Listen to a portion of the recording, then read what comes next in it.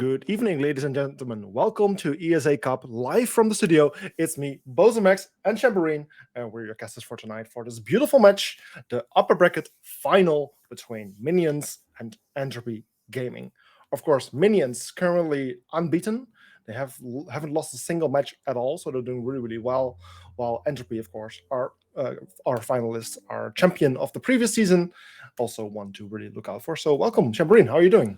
I'm doing good. I'm doing good. It's been a few days since I've casted for ESA, so I'm excited to go. I've watched a few games over the weekend, and I'm excited. Of course, this is where things start to get really spicy. Obviously, the tail end of the competition, and obviously we're in the upper bracket final. So this is where the big dogs are.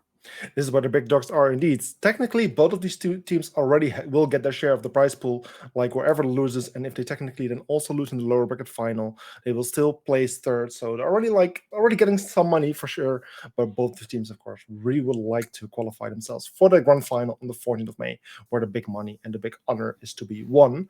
So the winner of today will go to the grand final, where the loser will drop to the lower bracket final and will get one final chance against the other lower bracket finalists to still qualify for this upper bracket for the grand final in total. So yeah, that's what we're having tonight. Minions versus Entropy, a very interesting match to be.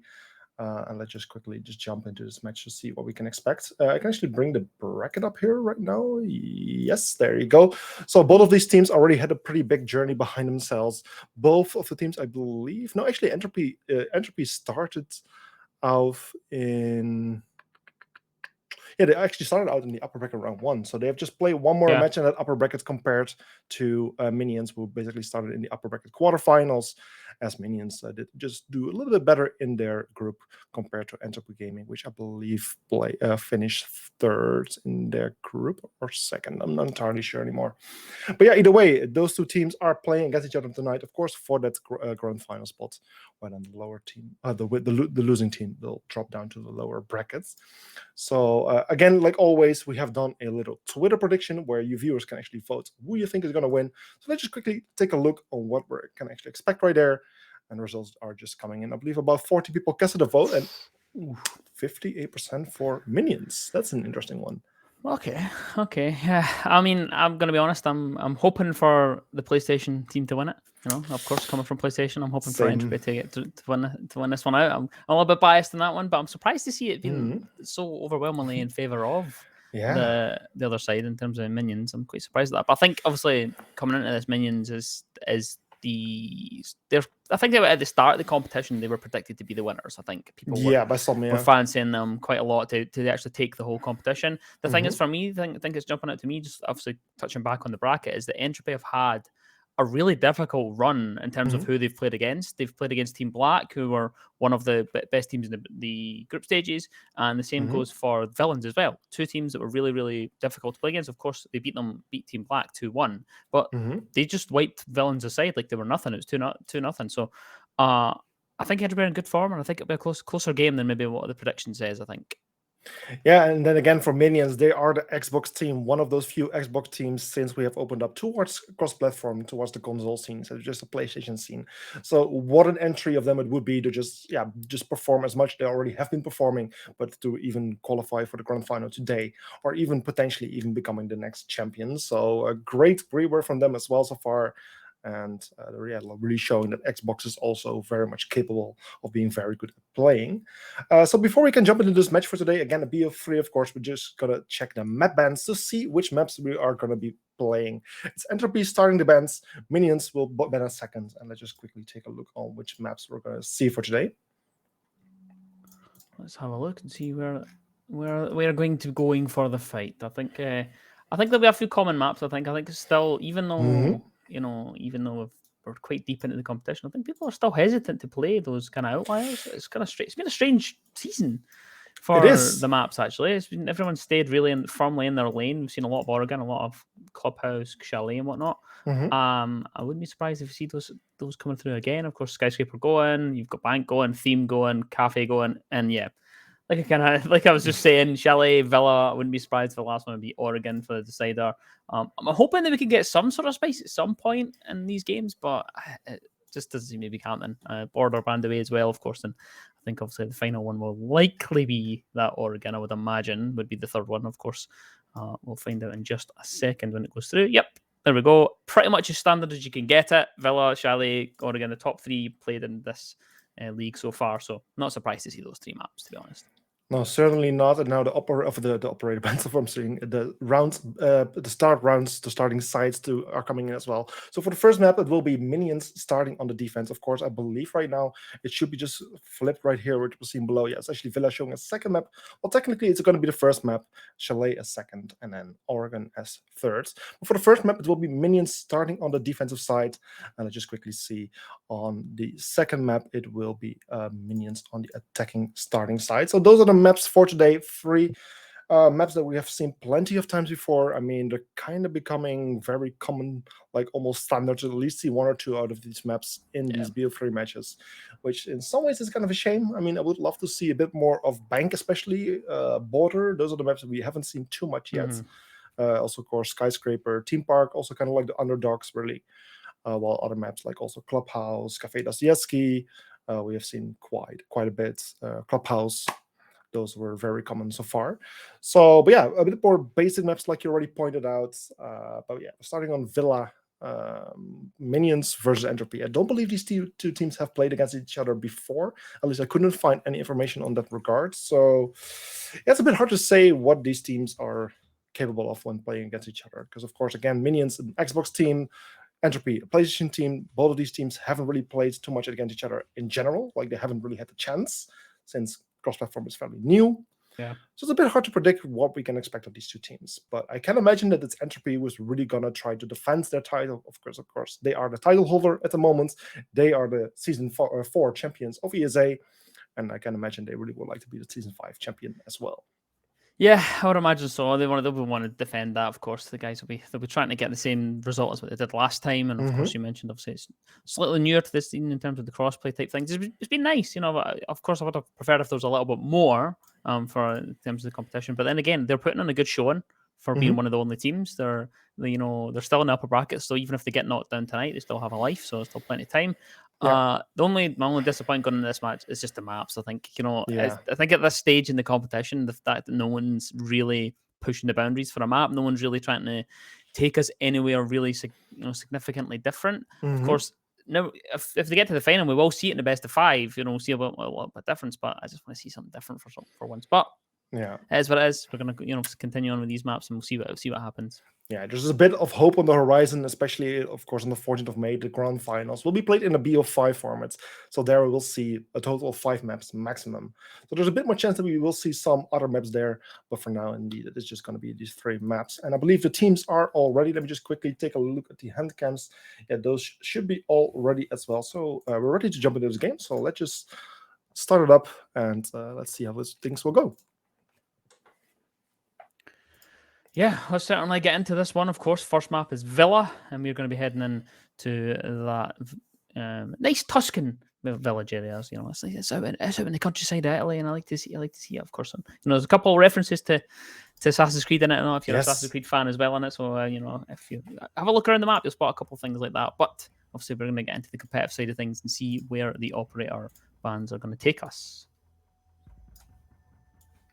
Yeah, operator bands, of course, again, just like the maps, the operator bands have been kind of one-sided, or at least very similar every single time around. And for now, I think things are staying very much the same. There's currently Nuck is being banned, the first operator, the most banned attacking operator in ESA Cup for now. And I believe that Nuck is being accompanied, yes, by the Soulless as the most banned defender. So I am kind of expecting to see her as well. But this is followed by Flores ban. Flores, of course, a master of destruction. Can use his drone very well to clear out certain locations and deny certain bits of utility. And therefore, he's a very strong operator, especially on a map like Villa, where a lot of self-destruction can be done. Yeah, it really is. And again, Villa, it's not going to be too spicy in terms of the bans. I don't think we're going to really be surprised by anything. Valk going away as well. No surprise there that's an operator to go. I wouldn't be surprised if it's Soulless really in this one. That would pretty much round out the standard bans we've seen throughout the competition in Villa. The Flores one has been specific for denying those shields and whatnot, and just as I predicted it, Soulless is the one. So very default stuff for both teams so far. Let's hope that the game does provide a little bit more competitiveness and a little bit more excitement throughout it, not just the kind of default takes and whatnot. Yeah, and as the operator bans now have been finished up, like, yes, again, those very common operator bans, especially for a map as Villa, we can now finally start with this first map of today, where we're going to Aviator Room, Games Room. It is Team Blue, which is Minions on the defense, where it will be Entropy Gaming on the attack. And like I said, we're going to a very normal bomb site to start on. This is Aviator Games. Yeah, very standard stuff. I don't see any real operators that I'm really surprised that, you know, the Zami is very meta at the moment. So, of course, it's going to hop straight onto that bed. It's going to take that. So, nothing's really shocking me so far. Right now, obviously, of course, on the other side, the Entropy do have a blitz at the minute. I don't know if that'll be stuck. Of course, attacker repick is a thing, so we won't find out for another 20 seconds. But in terms of the defense, not really surprised at the operator picks. And really, the setup that they're going to be bringing out doesn't really seem that anything's going to be too different. Of course, you do have the Frost as well. You have the Mozzie, and these are all operators that are very standard. You know, and nothing, again, is really jumping out at me that's really catching them out. I think that things will maybe get a little bit spicier as we get into it, and we'll see a couple of different things depending on who kind of goes out in front. But the blitz will be stuck inside the first round, and I like to see that from Yuki, who's going to be starting us off with some aggression alongside that Fink. I like to see it. Yeah, Fink is one of those operators that we tended to see quite a bit in the previous season, like season 3 and season 4 of ESA. Of course, then some nerfs came out, especially her LMG, which made her a little bit less valuable. But yeah, this seems like a rush is happening. At least it's being prepared. We're seeing players ready. Yuki on the blitz, hopping in, finding the first player on the main stairs, trying to take a kill, but it's Hachi and NT both for the kill there on Alex and Beth. A 3 versus 5 situation remains, with Blitz just currently rushing around the bomb site, just running around, trying to find people. Somehow missing the person in Vault, I believe. Yes, that's the Jaeger currently still playing in the Vault area. But at least now 2 versus 4, with the attackers trying to get the first bit of control over the bomb site. I've pretty much got the control except from that one person inside of Vault there. Koala is able to get Prison downed, and now it's a 1 versus 4 scenario. Hoverboard left with all we're doing is getting chased down by this Blitz. Eventually is able to get the kill, at least shoots some of those Tootsies and gets them down and deals with the Blitz. But it's now 3 versus 1 scenario. The Finka of NT is able to get himself back up, of course, and now the attackers are able to win that one out. Koala gets the final kill just from behind that shield, and that's the first round on the board on the back of that rush for Entropy. Yeah, what a way to open this first map of the day. Like I always like to point out, like, how an opening rush for an opening map can be so good. Like if you start your match like this, you really like shake up your enemy. Like, hey, we're Entropy Gaming. We're ready for this match. We're ready to defend our title, and this is what you can expect. Better get ready. So that's of course something that Entropy did very well. Just getting that opening round will also boost their motivation and boost their morale a little bit to hopefully support them in the further rounds as well. But for now, at least, Entropy getting the first round and putting the score on 0-1.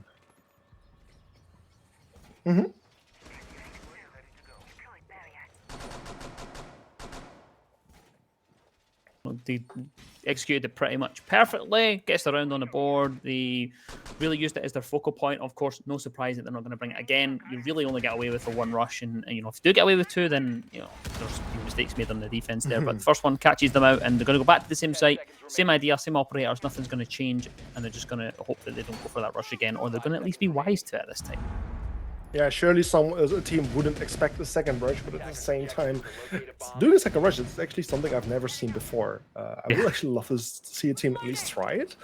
I mean, no, I don't think a team would expect a second rush. But either way, it definitely seems like the Entropy members are going for a much safer and more default kind of clear for this map. Mostly approaching from the northern side of the map, which is where the master bedroom and bathroom is located.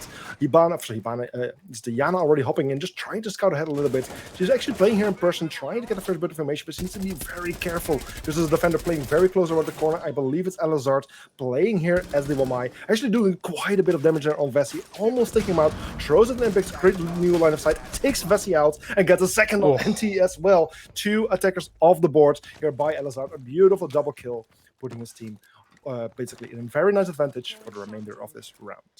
Missed opportunity there from the attackers of Entropy. They had the yellow pings, they had the information on where Elazard was playing, but just couldn't really make that work. They just weren't able to land any shots, couldn't really get enough done. Did take them down to about 10 HP, but 2 people fall. The nades are gone for Ayana.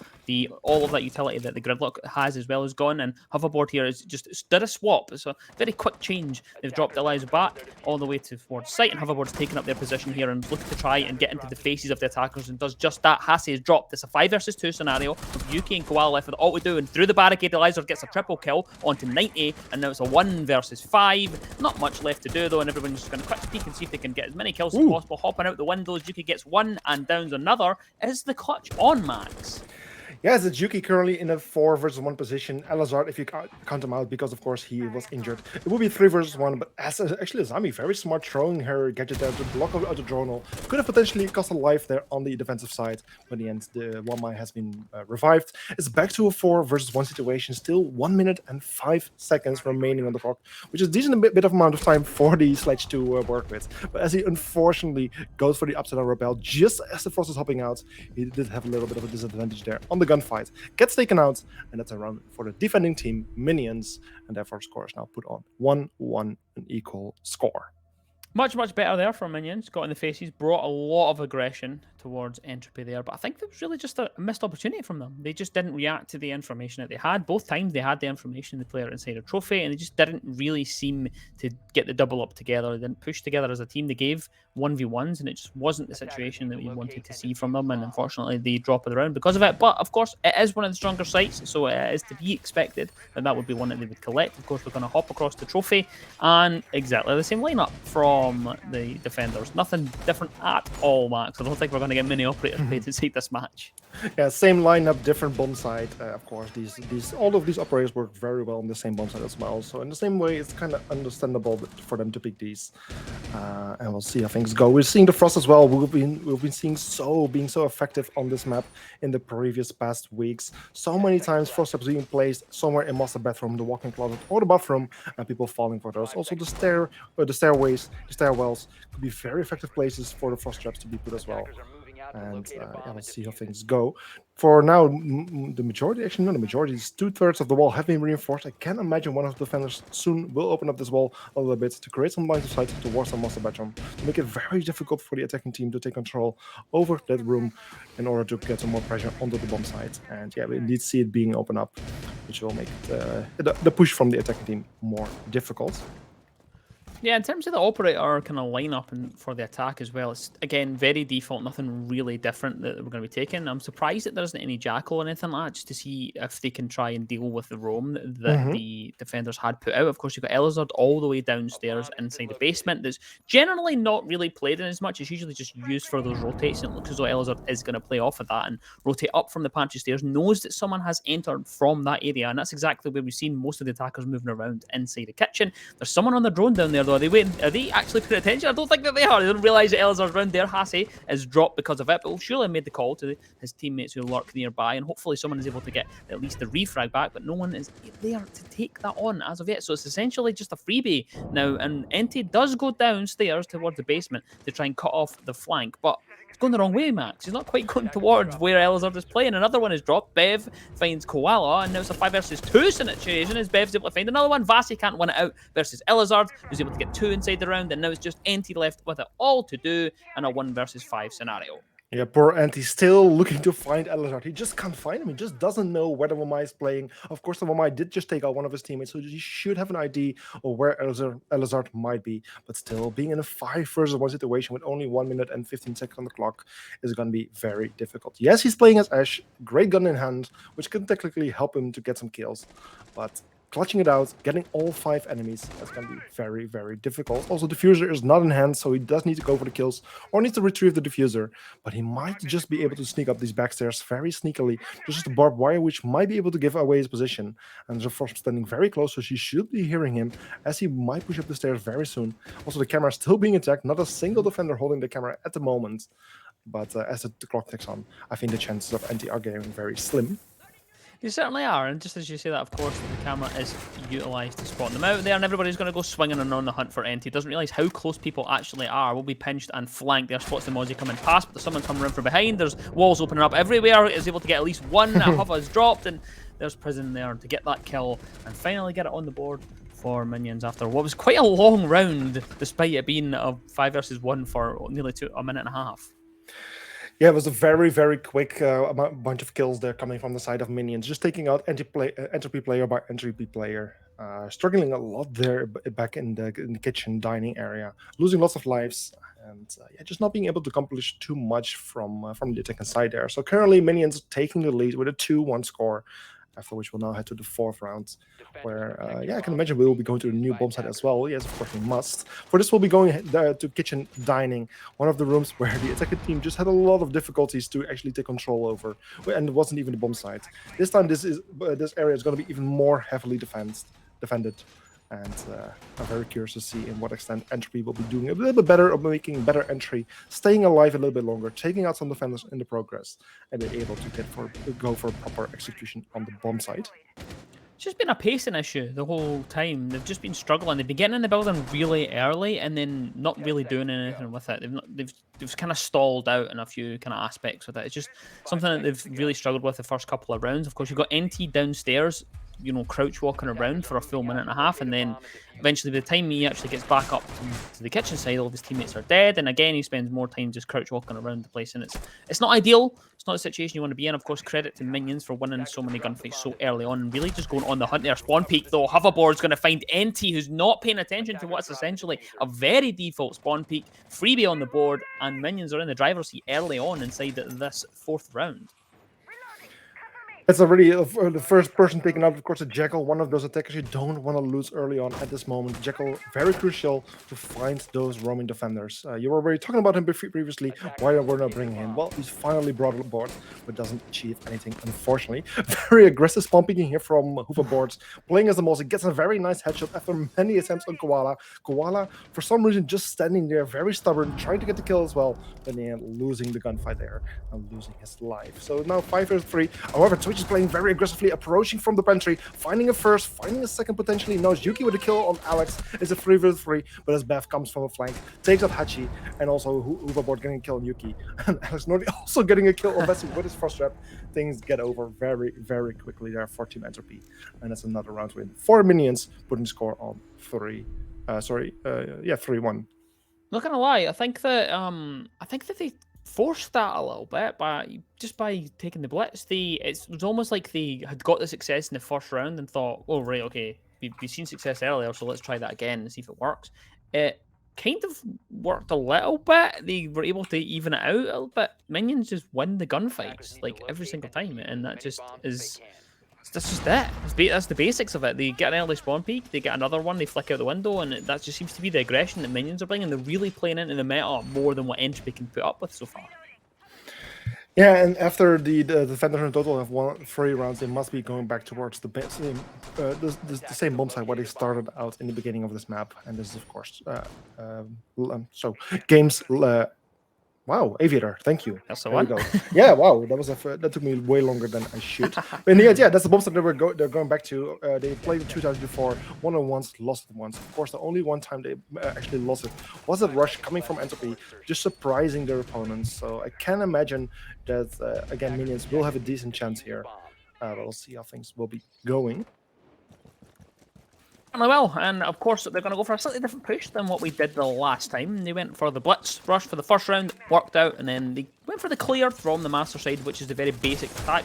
Didn't quite work out the way that they wanted it to, and it looks as though they're going to go for that again, and we'll see if they can get something and some success from it. They brought the gridlock the last time as well. It looks as though that is what they want to do for this round, and we'll see if it can pay off. And the drones are here, Hassie's straight after that, so at least if they gather the information this time, they have someone to act on. Last time they were able to get the yellow pings off, but weren't able to act on it, and that's exactly what they do this time. Hassie is able to get hoverboard, and that's the Mozzie dropped off. 1.5 taken down, which is always good, but the whoa bang from nowhere. Elizard is able to drop NT, takes him straight out of the round, and that's the nades of the Iona gone as well. It's a 4 versus 4 max. The trade is straight after it. A 4 versus 4, the Yana traded for the Mozzie. I believe that's a pretty good trade for the defensive side, as of course Yana has not been lost. And as Jaeger gets another kill there on Hachi, that's the Buck loss as well, bringing the heart breaching utility. Luckily, not being the only one capable of doing some heart breaching, as the Ace is still on board. But as the defenders now gain the man advantage, things are certainly looking in their favor. Not ideal from the Buck there, just pushing up. That was it's the pacing again, just a little bit too quick that time there. Behind that shield lurks the Frosto and Vasi has to try and get either past it or try and get rid of it or at least take a gunfight or something. But are they aware that they still have the Jaeger of Prison down on that staircase on red? Still lurks there. So I think that we do have an idea. Yuki seems to want to push for it though, but it's going to be a tricky situation because there's a shield in the doorway. It isn't quite pushed up enough to spot the head yet. Throws down a gridlock and the Jaeger's still not moved and eventually does. JP is able to get the kill again, a double kill, and is just going to go on the hunt for the one inside of Statue, but dropping away. Vasi doesn't want anything to do with it. Koala's on the upside down rappel towards the 90 side, has the wall open, but there's absolutely no support from his teammate as they now have to try and rethink their strategy here. 1 minute left on the clock in a 4 versus 2 scenario. Yeah, 4 versus 2 situation, which is a very difficult position for the attacking team to be in. Double the amount of defenders alive compared to the attacking team. As Koala is actually able to enter the building, he's currently playing on Classic Hall, finds the Jaeger, takes him out. It's a 3 versus 2. Things are starting to look a little bit more possible for the attacking team, especially as Ace is still alive and will be able to breach the vault wall. If actually already did breach the vault wall, actually, which is a good thing for them. It does provide him with some more options, but unfortunately, Vasi getting injured, getting finished by Alex, leaving Koala all alone in this 3 versus 1 position. Frost is still in that very strong position behind the deployable shield on top of the what is it, the closet, I'm not even sure what it's called, display. And yeah, just in the strong position, making it very difficult for Koala to make an entry here. Yep, really struggling to get past the shield, of course, and it looks as though they're going to start to get aggressive here, the defense here. Prone on the ground, shotgun in the hand, and Alex is able to get that kill, and it's just basics, Max. It's just the basics. They can't really get any groove whatsoever, Entropy on Villa. Yeah, so for Entropy, not entirely what I was expecting of them. Of course, this is the map that they picked, but of course, the opponent then did get to pick the site to start on. But so far, Entropy, I mean, Minions is doing very well on their preferred side, which was the defense in this case. Entropy for Team Minions might just very much win another round and turn it into 5-1, but I kind of hope for Entropy that they can at least turn this into a 4-2 score to give them a proper chance to still work things around in the role software. Then Entropy Gaming will need to play as a defending team. So this is the final round before the role swap happens. The final round for Minions to defend.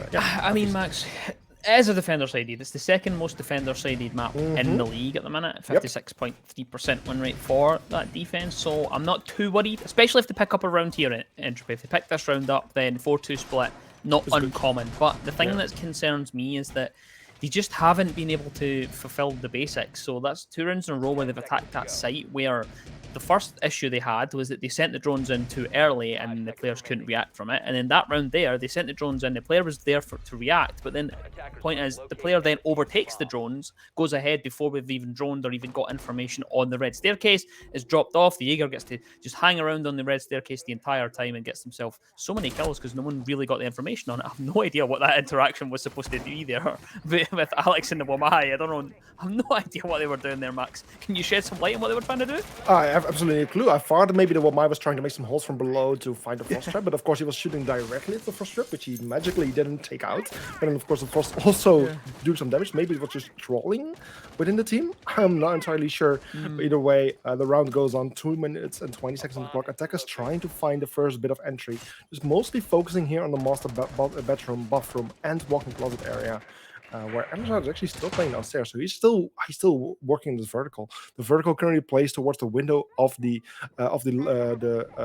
bathroom, where he can hopefully find someone. Actually, he does after Hachi gets a kill. Alex over the kill on Hachi and Beth with the kill on Anti, turning things into 4 versus 3. And finally, his patience gets paid off.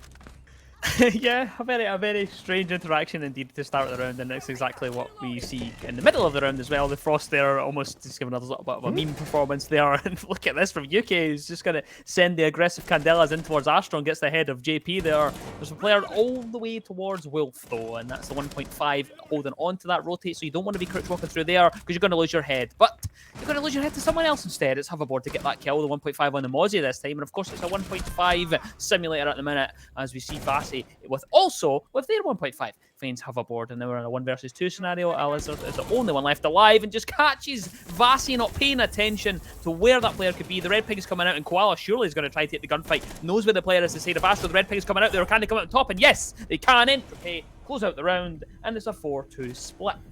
Yeah, these aggressive rounds really seem to be working for Entropy. Of course, the first round that they won was the rush rounds on the study towards the bomb site on Aviator Games. And finally, this final round, they also play much more aggressive compared to the previous rounds. And it really seems to be working for Team Entropy. Yeah. So at least they managed to win their final attacking round, turn things into 4 versus 2 score, where they now will need to be playing as a defending team, also going to Aviator games. And yeah, like we said, the defense might just very much give them some opportunity to bring things back to an equal score of, let's say, 4-4. Yeah, much better round. And the thing is the reason I think that they excelled in that round there was because, well, actually, I'll refer back to the other round as well. The 2 rounds that they've won is the 2 rounds where they haven't done a map clear. That's the 2 rounds. So they haven't tried to take any map control whatsoever. They went directly for the site. And, you know, I say, of course, map control lightly. What I mean is, like, they haven't been going for a roam clear. They haven't taken the entire portion of the map. Of course, Villa is a big map and requires quite a lot of a methodical kind of play when it comes to that. When they went for that trophy attack there, they weren't concerned with anything else other than the windows and master and closet and bathroom and astro. So it was really just a kind of 4-pronged attack from that area. They didn't really mind it, the rest of the map. They just went to go straight from the windows directly to the site. It worked out for them. And I think that now they have that intel that if they just don't try and play into their aggression that minions bring, then they should have a little bit more success. Of course, switching sides, things will be a little bit different, but I wouldn't be surprised if we see a roam clear coming from the side of minions and they being really aggressive with that. I wouldn't be surprised if that's what we bring out, and I just don't want to see Entropy fall into the trap of just playing them at their own game and, oh no, Max, what is going on here? Elazard's able to get a freebie onto Koala there. That's just purely unfortunate, I would say. Like, Koala, of course, preparing those holes for later on, but not expecting anyone to be there so soon, and especially not even expecting it being used against him. Luckily, Yuki is being able to work things around, taking out Elazard, turning things back into 4 versus 4, and Yuki is playing downstairs. That's an interesting mirror setup. I cannot say I've seen that one before. Yeah, I do like it indeed. After this, also, it's Hachi falling into the attack of minions as well, turning things into 4 versus 3. That's the Mai and the Smoke gone versus Diana. Yep, not many bodies left alive for Entropy here, but Enti wants to go round and try and recover some of that mana advantage and does just that. Finds the double kill. It's hoverboard and Alex drops straight out of the round. Beautiful shot there from Enti. Great timing on the flank. Gets the kill when Yuki down below is able to find Bev trying to go for the flank. And it's a 1 versus 3 scenario. JP has it all to do on the Nomad, and it doesn't look likely, of course. Downstairs, we did have that Mira hold, but it looks as though Yuki has decided to go back to the top floor to try and support the rest of their team as JP is able to find Bassi. Knows where the other player is at the top of the main stairs, but Jaeger is just going to dance around and send some of those shots out to pepper a few of them, and Yuki's going to get a freebie here. But he misses all his shots! Max, what's going on? Just a few bullets hitting the target, but not enough. Currently, Nomad still on 50 HP, which is still enough to potentially clutch things out. Jaeger is very low in HP. Just 2 bullets should take him out. So there's still a good chance that the Nomads will be able to turn things into 1 versus 1 and potentially even clutching things out, which needs to be very careful. Mira window is still being placed. Very difficult for her to push through study as she will be spotted out. Luckily, that second Mira window was placed downstairs, so that's one she doesn't need to worry about. There's still 2 attackers alive. Mira doesn't have her C4 anymore, but there's those holes towards the hallway. Where she needs to come from. Her legs, of course, don't have eyes, but the attackers will be able to see her legs. Just a horrible, horrible angle to try and challenge. I would absolutely hate to be in that situation. There's no way that this is winnable unless they run right past, but they aren't able to escape the clutches of the Victor as Yuki gets the kill and Mira's able to collect that one. And now Entropy look to be on the recovery track. That's 4-3 on the round count. Yeah, again, let's talk about the Mira play downstairs. It's one that I cannot really say I have seen many times before. Of course, it's a high traffic area for attackers. They really want to have control over the bottom floor, sometimes even putting some pressure from below as well. Just having the Mira there really denies that. And I mean, in the end, Mira, like I think 2 people lost their lives downstairs, after which the 3 remaining attackers were placed upstairs. I'm not entirely sure in what extent the Mira can still be of support while she's playing downstairs. Yes, she could go for a flank, and yes, she has a Z4, with potentially, if there's enough intel, she can get a kill from. But it could get very difficult if in the end she ends up being trapped downstairs with her team being in need of her while they're having a lot of pressure against them on the top floor. So it's also a bit of a risk, I would say. Yeah, it's also nice to see, again, a default map being played a little bit differently than what you would normally see. And I also like to see the fact that, I just mentioned the round before, that I didn't want Entropy to fall into the trap of trying to play Minions game, which is they are good on the clears, right? They're good with the movement around the map. They like to have a lot of room to kind of play with and whatnot, right? And if Entropy tried to play into that and do like an extended roam and whatnot and play straight into their hands, I feel like they would just be hunted down and killed every single time. They didn't do that in that round though. They had a slight vertical hold and it was a stationary hold. They just had a mirror down below and that was it really. And then everyone else is round about sight. It works out perfectly for them. And this is what we're seeing just here. I think that the attackers are going to set up for this attack from the master side, and I don't want to see anybody over peaking. I don't want to see anyone try to take any gunfights from it, and I think that's really where we'll see some success for Entropy on their defense. Yeah, this is an angle you don't see too often. People standing on top of this, like, what is it, like a little gate, roof of a gate. It's actually a very nice angle that you don't see too often. It's a very strong one, especially since you have a very nice line of sight into Astronomy. It's actually very cool to see that one being played. Unfortunately, of course, not finding anything, but I just still like these things being experimented with. Just like you said with the mirror downstairs, just very cool to see like such a default map being played just a little bit differently. This way, I don't mind casting it over and over again. Hassie down below is droned out, able to get rid of that Claymore that was just placed as well. And Yuki does have a little bit of an extension, but like I say, they're not overplaying it too much. They're not going for too much at the moment. Elzard is down below, is going to be trying to work some of these vertical nades, and Vassie would be the one on the receiving end, and it looks as though they might well be, but just moves just in time. Not quite the best cooked nade either from Elizard there. Hopefully, they'll be hoping that we didn't see that there. Koala, though, is going to get the first kill on the board inside of this round, and it's Hoverboard that's dropped out of it. And now it's looking like a decent situation for the defense so far. Yeah, the defense, of course, currently being in the man advantage, which is going to be very, very useful for them. Mira again playing downstairs. This is so interesting how the Mira just plays so much of sight. Not the typical operator you would expect to. And then H has even finds Diana. One more nade off the board, but then Alex with the kill on NTC4 being turned on, and she connects with Alex. That's another attacking losing his life. 2 versus 4 situation in the advantage of Entropy, with just Beth and the Nomads left alive in this situation with just 1 minute remaining.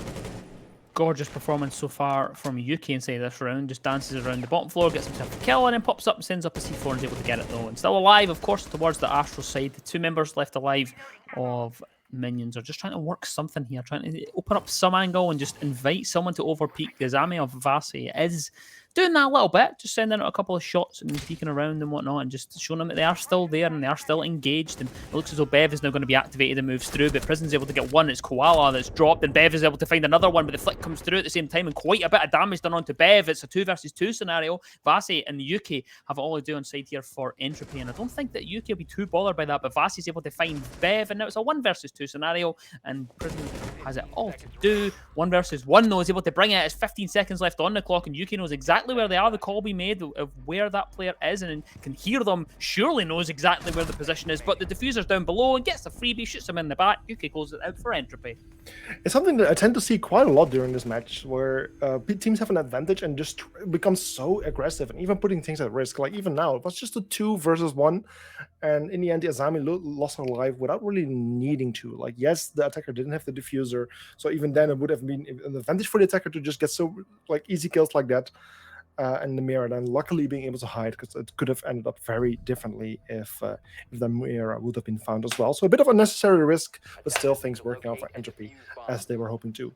And yeah, like I already said before, it could very much become a 4-4 score. Well, that's exactly what has happened. It's an equal score of 4-4, where the teams now are, even out.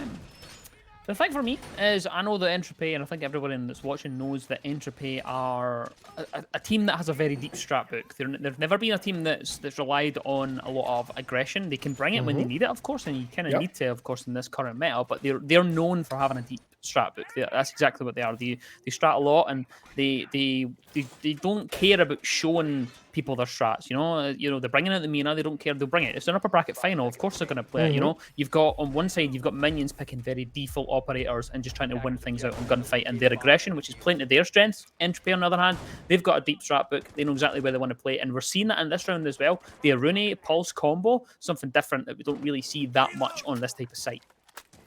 No, indeed, Pulse is one of the operators you don't see at much at all. Also for Aruni, it's also one of the lesser picked operators, so it's actually very cool to see those being picked for now. Aruni could very well deny entry for a very long time. can also, of course, be reactivated, can cost some utility for the text to clear. So that's a very interesting pick, and then also the Pulse, of course, being able to provide information to his team from below, and then also having C4 to the availability. Yeah, that was just what you were talking there. That was one of the most baffling. Barricade banging attempts I've ever seen in my life. I think they had the yellow ping exactly where Yuki is, and a full mag goes past his head before someone eventually gets the kill. But eventually they do get it. The Frost is dealt with, and it looks as though they have at least made an inroad towards the closet side. Elizard gets aggressive onto the Pulse, who for some reason is playing on the top floor. It's a 3 versus 3 scenario. Elizard's also able to get another one as Vase, but at the same time, hoverboard is dropped. Hassie finds that kill, and there's another one down, but not out of the situation. It is Elizard on the IQ. It's technically a 2 versus 2 scenario. Of course, we still have one player down. It could be brought back up here. Swings through the barricade. Alex North is able to punish that aggression, and Hassie's dropped out of the board, and it's now a Koala 1v3 situation with the smoke in hand, and it looks as though they're going to go for a cheeky flank up the staircase towards Astro, and I don't think they're wise to this, Max. I think they might be able to get all the way up there, and that's exactly what happens. They don't know. They have no idea where they are, but surely look at the right way. No! The fuse of JP is able to get the kill. Not looking the right way. Very unfortunate way that played out there for that clutch situation. And Entropy, they just played that a little bit wrong, I think. Yeah, like one thing, the smoke. I think a nice attempt, especially in the 3 versus 1 situation, with still the Jackal, the fuse in play, would have made things very difficult for the smoke. So I think he basically tried his best to still work things around, but then didn't really work out. And yeah, indeed, like you said, Entropy just losing so many lives upstairs very early on. Certainly not helping them to win this round in the end. Yeah, strange couple of choices there. I don't really know what the idea with the Master was. We're playing in a very open position, the Frost. I don't know what that was. I'm not going to lie, it was a bit of a strange round from Entropy. You had the Pulse on the top floor for some reason inside of Trophy. Again, questionable decision. It is what it is. You'll have them. You'll have those rounds where things maybe just don't go your way, and you maybe just kind of get caught in the comms and nothing really goes your way. It is what it is. It happens. Just regather the thoughts. Let's see if we can try and get a good performance again into this round. 5-4 is the round count, so we still have plenty of time on this map for Entropy to get a win here or to go towards the side of Minions. But Aviating Games is where we're heading, and it looks as though we've got a pretty default setup. Otherwise, except from that Mira that we've seen the last time. Yeah, indeed, the Mirror is playing downstairs again, so she's just going for the same strategy once more. The question is, to what extent Minions will fall for this trap once more, or whether they now have learned about it. I can imagine it's still a bit tricky for them, as they just might be very unfamiliar with it. But the Jackal currently already entering downstairs could be very useful for them, as they will be able to get some very early intel and potentially an early pick on the Mirror. I was wondering when the Jackal would come out, to be honest. I'm quite surprised it's taken 9 rounds to see it on Villa. It's a very big map, and it's the kind of operator who flourishes like so well inside of this opportunity where there's a big map. They can move around, find a lot of kind of feet, a lot of kind of roamers and whatnot. The thing is, of course, Entropy aren't roaming too much. Sends the C4 out to the balconies, able to not quite connect though, and goes for a pre-fire onto the doorway. Knows there's someone there to pressure them. Hassie is able to find hoverboard, so that's at least a man advantage established for the side of Entropy. It's the Ash that was taken down. Not an ideal scenario for the attackers as of yet, but they've yellow pinged that Mira, so they at least know where they are, and they're going to now try to see if they can clear it out, and looks as though the push will come towards that side, and they're going to try and flush out the Yuki, who's now, of course, sent out the C4, doesn't have it though, but doesn't realise the perspective is going to betray them. Bev, on the other side of things, finds NT, and it's evened up the man count now, a 4 versus 4 scenario, but it looks as though Yuki, his time is ticking. There's so many players around them. A red nade, though, somehow able to escape it, and still dancing around downstairs. Vase is able to get Alex at the same time as we see Yuki just moving around, and somehow, I don't know how he's alive, Max. Well, it's just great team play here from the members of Entropy, just covering each other very well. Yuki wasting so incredibly much time, and eventually, after wasting almost 1 minute and 45 seconds, losing his life towards the sledge. Almost getting another vertical kill on a vertical that was made for the defending team, but almost worked against them, like we have seen before. But currently, things 3 versus 3 situation, 1 minute on the clock. Still, these verticals being contested from either side. Vessi also looking at it, but neither of them actually finding each other, which is interesting. Yeah, and I think everything's just going to be a little bit quiet now as they kind of try to figure each other out. 3 versus 3 scenario, no one's really want to move except from Elizard's nade that finds the feet of Koala, and Entropy have lost that man advantage, but immediately hit out with the trade. That's JP dropped out, and Vase has a nice angle, of course, just spotting the idea that someone could be coming from that top main area, and Bev has made their way in towards Study at the same time. And I think that Hassie wants to go for a swing, wants to get aggressive, but there is, of course, an air jab on that doorway, so can't really go out there. But the diffuser is down inside of Study, so it will have to be recovered. Hassie takes quite a bit of damage in the engagement with Bev, but gets them all the way down to 5 HP. But Hassie's still as patient as ever, going to hold on to the speed holes, knows exactly what's going to happen. But Elizard is able to push in and gets Hassie, and surely they're going to be able to get this diffuser down. But is Vassie able to get a good enough a chance to try and get the coverage on this before they can get the diffuser down? I don't quite think so as of yet, but it's able to get the Ayana, kills him off. Elizard is dropped. Bev, though, on 5 HP and a Dream has a diffuser down. 40 seconds on the clock, max, though, and there's a head spotted through the gap there. Can't quite land the shots. Look at this, it's back and forward. Pepper in the shots is Vassie with a kill. Triple on the round, and Entropy are able to even up the odds. Yeah, this was the same kind of setup that we saw previously when Entropy was playing the same bomb site. The mirror window to defend, mostly from the Study push, the Aviator push, and on the other hand, those very nasty lines of sight, those holes towards the classical hallway from the games area. Very strong defense. This time, luckily, Minions being a bit more effective on actually making an entry into the bomb site, finding a way through Study, as no one was manning the mirror. Getting the fuse done in a beautiful way, but in the end, a huge comeback there from Entropy, denying, getting both of the attackers, and in the end, having enough time to go for the defuse, bringing things to 5-5. And as I usually like to say, 5-5, the upcoming 2 rounds are going to be very important because we're either going to have a winner or we're going to have an overtime. Yes, we are getting all 12, at least, inside of our regulation. Whether we'll get a winner inside the regulation, we'll find out in the next round or 2. And things are looking pretty spicy. We've had people step up on either side of the server, so it's always good to see that there's no one really lagging behind. Everybody seems to be putting their heart and soul into winning this, which is always good to see. It is, of course, an upper bracket final, so whoever wins this does book their spot in the grand final. And the other one will drop down. And, you know, whether or not we'll get a rematch in that final, the grand final, we might not, but we'll certainly find out shortly. Yeah, last season when Entropy was also the champion, but also the grand finalist, of course, they actually qualified themselves for the grand final, also through the upper brackets, so they could repeat it today again. But so far, things are just being very equal. I do think Minions is the best kind of contestant they have had against them in quite a long time, and it's about time that Entropy gets a bit of more pressure against them, as they might not be not too much excuse me, they might not be really used to it anymore, as they have just been winning so much in the previous seasons. It's nice to see, though. I like to see some competitive edge coming through, and I like that Minions have stayed competitive throughout the entire tournament, and they are staying competitive within this. There's not really any washover. That's what I like to see.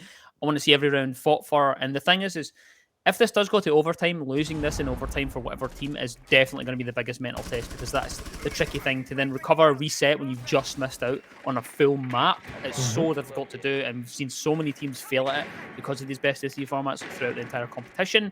And of course, as I mentioned that in the background, you've got quite a lot of action happening in terms of the utility play. We've had quite a few nades sent out, yellow pings coming through, and look at Elizard, just being so aggressive, pushing all the way up to Astronomy. No one's paying attention, gets a double! It's 4-3 scenario established, looking for the triple, goes right round the rotate, and is able to get that. Elizard push in here, doesn't really care that people are floating around, just knows they're going to win the gunfight, but eventually is shut down from NT. It's a 2 versus 3 scenario in favour of the attacking side of Minions, and things will just slow down a little bit as both teams again just hit a little bit of a lull and trying to suss each other out a little bit and see if they can figure out what the idea is. But Prison has accidentally fell through a hatch as Bev gets aggressive on the other side, but instead decides to pull back, and they're just going to wait and see if they get an opportunity to isolate one of these 1v1s. Yeah, attackers need to be very careful because they do have the advantage, but as we're speaking, actually, the Nomad walking into the Frost Trap after she fell down edge, and then also Beth losing his life to NT. It's all coming down to Alex, who's currently playing on the rappel here on the Astronomy window. Likely his position is known, and especially as Yuki goes for the finish there on the injured player, the Nomad. It's a 1 versus 2 situation. Advantage from the attacking team completely lost. And with 50 seconds, we actually see something very extraordinary. A Skylight Rappel, which has a very low chance of success. And indeed, the Frost gets the final kill there on the player. And wins another round for the defending team. And that's 5-6 med points for Entropy. You can see the difference in the play styles from both teams. they really, you know, the attacking side of minions really rely on their entry fraggers to get in the building and take, you know, control of that. And you can see that with just with the scoreboard there. Elizard on 16 kills and 7 deaths, whereas Entropy on the other side of things, I've felt that there's been quite a few standout performances in individual rounds. You know, Yuki just got a triple kill inside that round, and they're only on 9 kills for the whole game. But they did that in a couple of rounds back as well. They also got a triple kill. It's felt like the Entropy in each individual round have been able to have at least one person that's stepping up and being able to get some kills, and they're playing together. It's really nice to see. And of course, you then have minions on the other side that are still playing together but in a different style. They want to go on a hunt. They want to try and take as many gunfights as possible, whereas, you know, Entropy are just happy to invite that pressure and invite it onto them and see if they can win at the gunfights. It's really nice to see two different playstyles clashing together.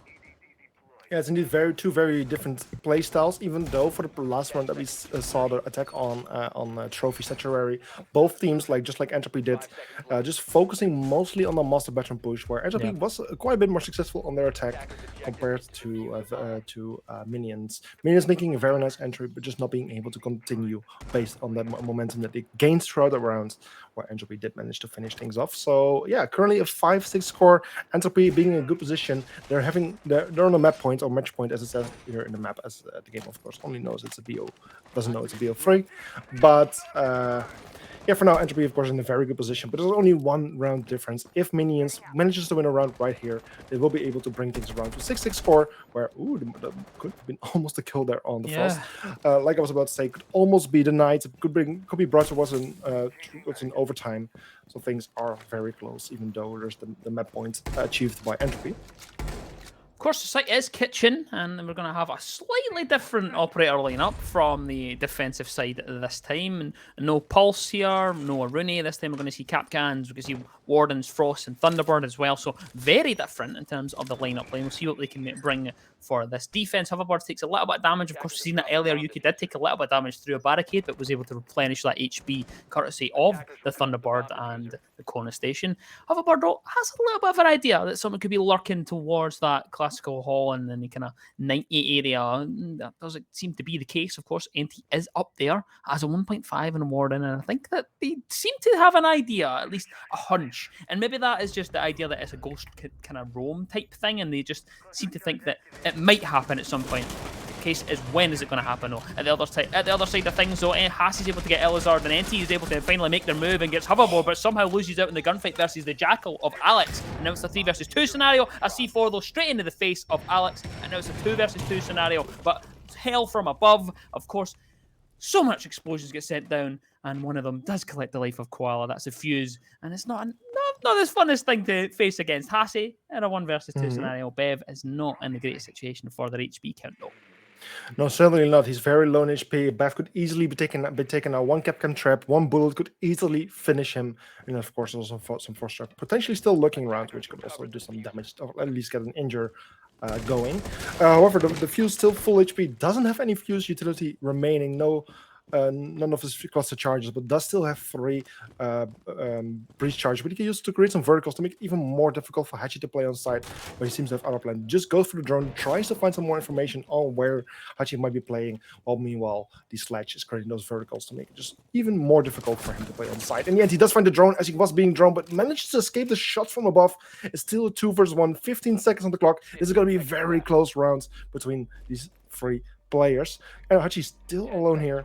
He needs to find those 2. Yeah, they're going to have to drop the hatch, or at least come through from Kitchen side. They've doubled up together. They don't exactly know where Hassie's playing, and he could be able to get himself a freebie if he just swings the planter, but he's not going to go for it as of yet. But it's 0-0, and the planter has to stick, so take a gunfight. The nade goes out to stop them pushing, and the coverage is there. Doesn't quite land it. It's Bev to come out on top, and all the way towards overtime, Max. That's indeed overtime. A 6-6 score. It's a very equal and very fun match to look at. A very well-matched teams, these two. So this is, of course, what we like to see. The more we get towards those grand finals, the more the matches should be close. And this is exactly what we're hoping for. So 6-6 score. The map hereby is extended for 3 more rounds. Whoever wins 2 wins this first map, after which we then go to the second map, which I believe is going to be... Chalet, I think. Chalet, yes, correct. Yes. Chalet. The funner of the maps, I think, of the 3 maps that we see. So I think of all the 3 maps, of course, have chosen pretty standard maps. I think Chalet, though, is the most exciting one because it has the most potential in terms of the sites. I think you can play pretty much every single site on Chalet, a little bit more so than you can on Oregon and Villa. That may be a hot take, I don't know, but I think that's the case, and that's generally how you see a bit more excitement coming from Chalet. But this game certainly living up to expectations, 6-6 all the way to overtime. So far, pretty happy with that so far. Entropy, though, they won't be happy with that defense. They missed an opportunity there. There's a few kind of they just can't really get the groove on that defense. They're not really working well with the vertical kind of play. They're losing it very early. It's not ideal for them. Of course, they're going to go to Aviator Games this time, and the same setup that's worked time and time again. They're going to bring that Mira and go downstairs, and we'll see if it works out for the third time of basket.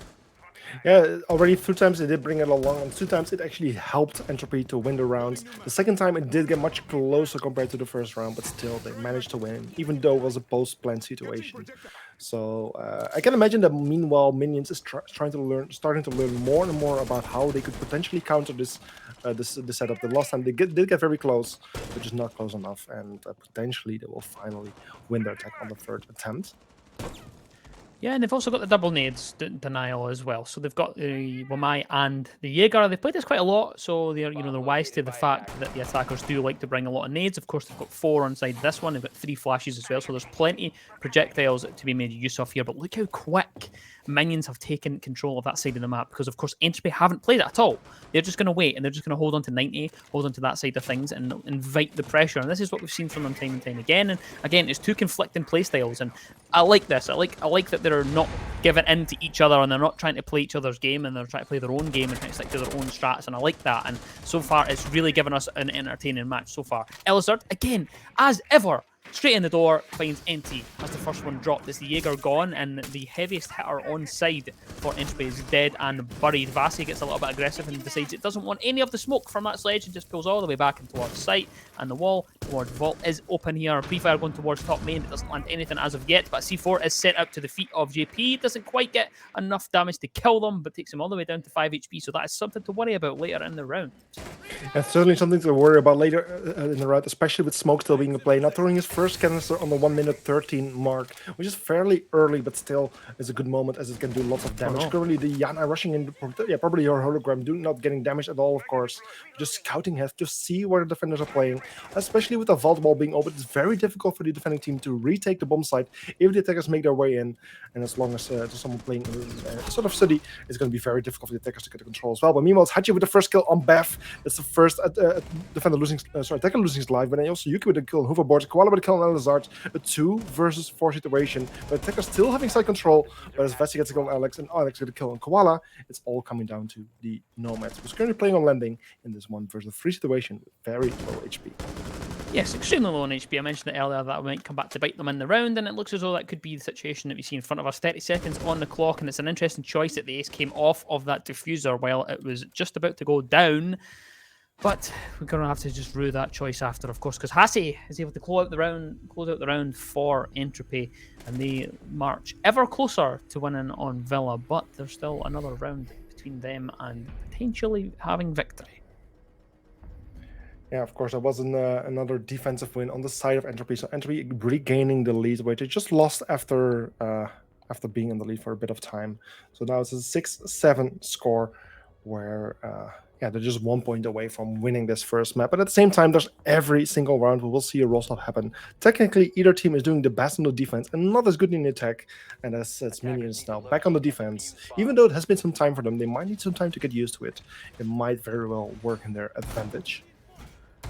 Yeah, we'll certainly see how it plays out here. I would be surprised if we see a rush, and I can already see that there's been a blitz selected. I think that's probably Entropy's best opportunity. Their attacks just look a little bit shaky at times, and I think it's best to just, you know what, we've only got 1 round of attack. If you lose it, it's fine. We can get to defense.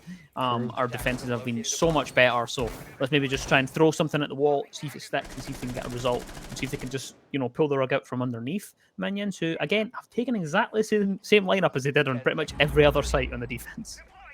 Yeah, it would be very, very cool to see Entropy going for that same rush that we saw in the very first round of the map. A very cool way to open the map and close the map with the same kind of rushing strategy. And you might just see it. A lot of operators are locked in, the same operators pretty much, or almost the same operators. Last time there was a Fenka, which hasn't been picked this time, but it seems to be fairly similar. The Blitz being picked, going to be the opening to rush in, just creating lots of distraction, after which the other members of the team can pick up those kills. And we're then sticking up here on the door of Study. It's just a matter of seconds before they rush in. Yeah, that's exactly what we're going to see. I imagine there's going to be a gun 6 right into the door, and that's exactly what happened. Red pings come through, but there's a pre-place C4 to find one, and the Blitz is dead as well. The second one comes out, though, but has the reload in time. Can he get the shots? Yes, the reload goes through. Hoverboard with a double, and now a triple. It's a 5-2 scenario. The Russ is dead and buried, but Vasi wants to come up the staircase and try to get onto the player at the top of the staircase and is able to get it. It's another one, but can't find it. The second 3 versus 1. Koala, with it all to do, swings into Study and has to recollect that diffuser, and will likely maybe just hold off a little bit, or are they just going to get aggressive and see if they can kill as many as possible? We'll certainly find out in just a second. Gets onto the drone and is now going to go and try and take a gunfight towards the top of main stairs. Yeah, well played to hoverboard there to deny the rush just like that. We got a beautiful triple kill. All Koala, all coming down to him. The one remaining player left on Entropy in the 3 versus 1 position. One might be very close, just looking through these halls, finding the player potentially as he peeks or as he will enter a Study. But as Koala gets killed on Prison, it's all coming out of Elazard, which gets the final kill.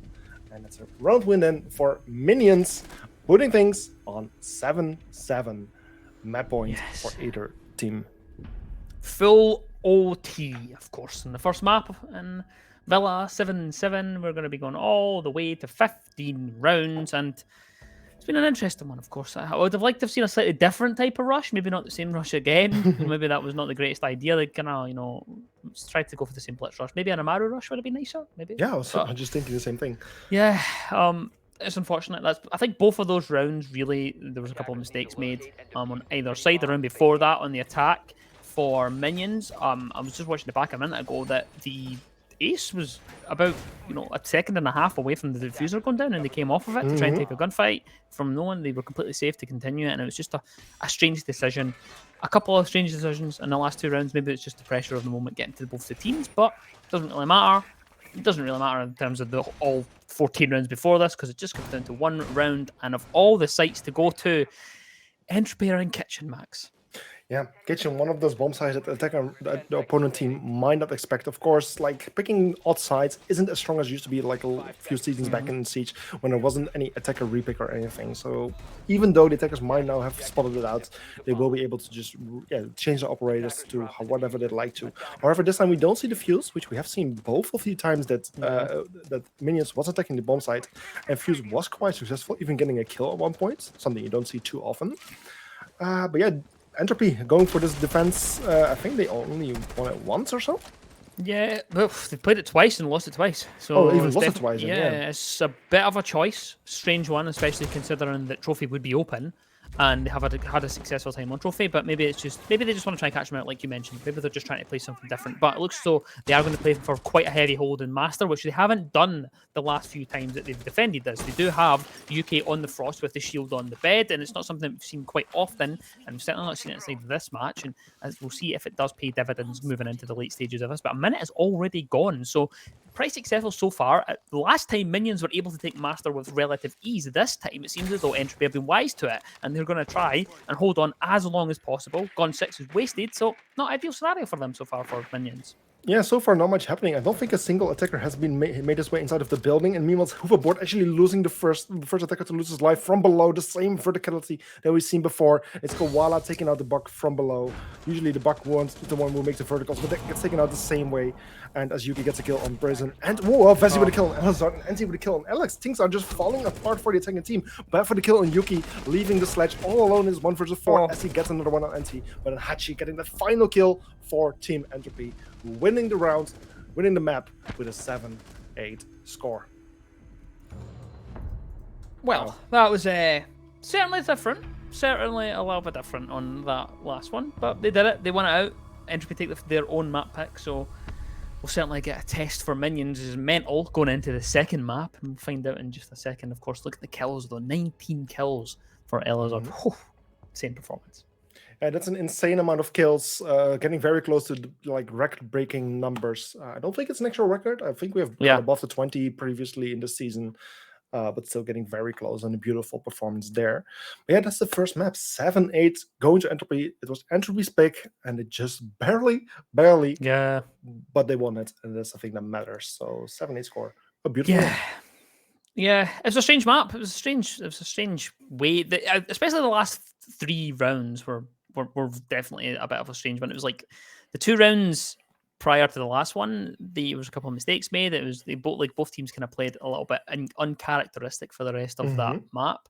And then the last round, Entropy, of course, take that strange decision to go to a site that they've lost twice, despite winning pretty much everything else. And they really showed up, by the way. That was completely different setup. They just completely locked minions out. It was almost like they were like expected to win this one, and it really worked, where them taking a different site really did catch minions out, and it wasn't so much the site, it was maybe just the hold. They just weren't expecting that master hold, weren't expecting every player except from one to be on the bottom floor, or on the top floor even. Great performance from Entropy. They get the first round. That's Villa, of course, under their belt. And to lose out in overtime is never a good situation, especially going into a second map. But I'm pretty sure Minions will be able to continue their form. Yeah, Minions, of course, picked Chalet for a very good reason. They're clearly comfortable with that map. So I'm expecting a bit from them on that map. So we'll see how things go. At the same time, I'm kind of hoping for a kind of similar match on Chalet, like a 8-7, maybe going to Minions. So we can actually go to Oregon as a decider. But for now, we'll just have a little break here. And then about, let's say, 5 minutes or so, we'll be back. And then we're going to the second map, Chalet. So just grab a drink, go to the toilet or anything, and we'll see you guys very soon. So, Bye-bye.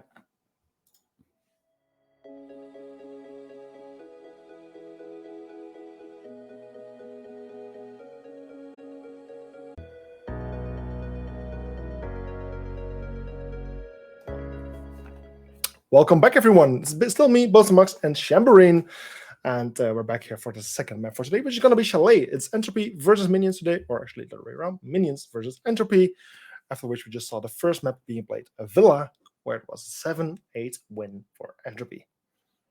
Yeah, it was a really close game. Of course, those of you that have just joined us, it was a full overtime on Villa. Entropy were able to just edge it, so it could have went anyway, really. But I mean, I think overall in the last round, Entropy looked so convincing in that last round. It looked as if they had almost thrown the rounds previous on that same site. It was almost like they just completely gave them we're going to show them really bad strats, and then in the final round, when we need to go into defense, we're going to show you a really, really good strat. And it was like just playing with their foot a wee bit in the last one, but it might just be a bad mistake there from Minions. We'll never know. Of course, Chalet is a reset, and we'll see if Minions can recover there. Yeah, I believe I just received a message from one of the players of Minions that they're actually going to call in a substitute player. So I'm not entirely sure who just left the match. I'm just... It was the one who played Jaeger, the one we weren't sure how to pronounce the name. Yeah, JP Prison or something. Yeah, so he's actually the one who left the match, and he will be replaced by someone. I guess we'll soon find out who's going to replace him. But this could potentially bring something around that Minions can really use at this moment. Because, of course, they're down 1 map point. They're in a tough situation. If Entropy just wins 1 more map, they will be the winner for this match and will proceed towards the grand final, where Minions then will drop to the lower bracket final. So hopefully the substitute player can work things around for Minions.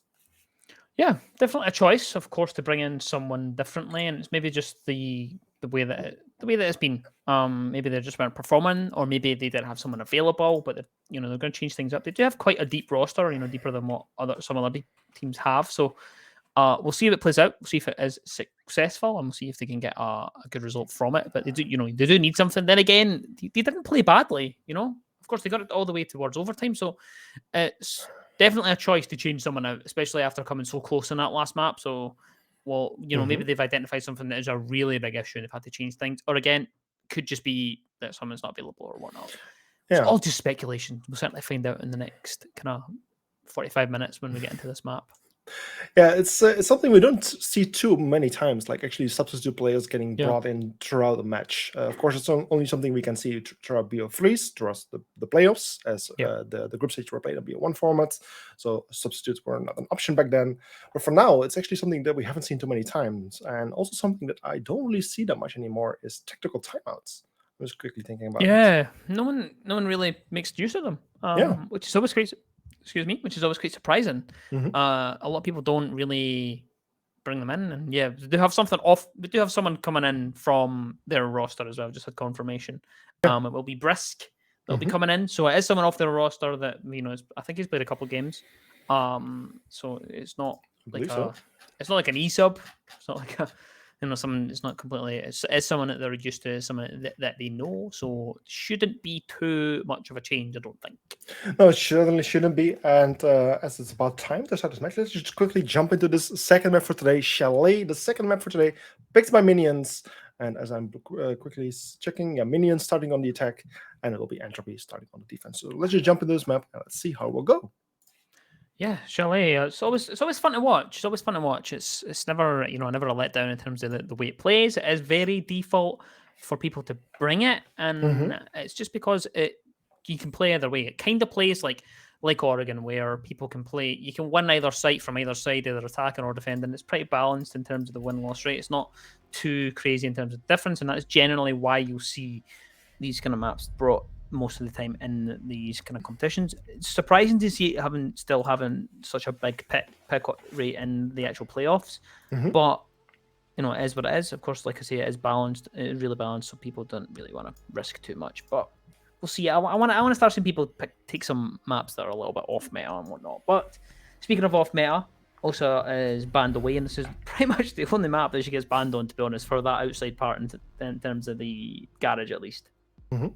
Yeah, Oza only being banned 17 times before throughout this competition, currently on a 13% ban rate, 14 let's round it up. It's a very little ban rate. It's comparison. Nuck, of course, was currently being on 56% at the moment. So yeah, Oza an interesting one. Can be very good on either map really. And then also the Soul is coming out, which is again not surprising. Also being on that 57% even, currently the most banned operator throughout the season. I don't think we ever seen an operator being banned this many times in ESA. No, of course, the season is also longer. Yeah, I don't think so. But percentage-wise, it's surprising. My main takeaway from the bans, though, coming out of ESA, to be honest, or just in comp in general, is that I still think the Solus ban is an overreaction. Yeah. Like, I genuinely do. Like, anytime Solus has been played, which is, of course, very little, because they've been banned over 50% of the time, they haven't really been used to the great effect. Like, really, it's just because people are worried that their drones are going to get shot. That's basically it. Everybody knows the potential of it. It can deny plants. It can deny, you can help with jump outs, because claymores and air jabs and whatnot, you can spot those, but it's very rare that it's actually played to that capabilities, and you have to have a really good player on that Solus to make sure that they can utilize it to the perfection that you need.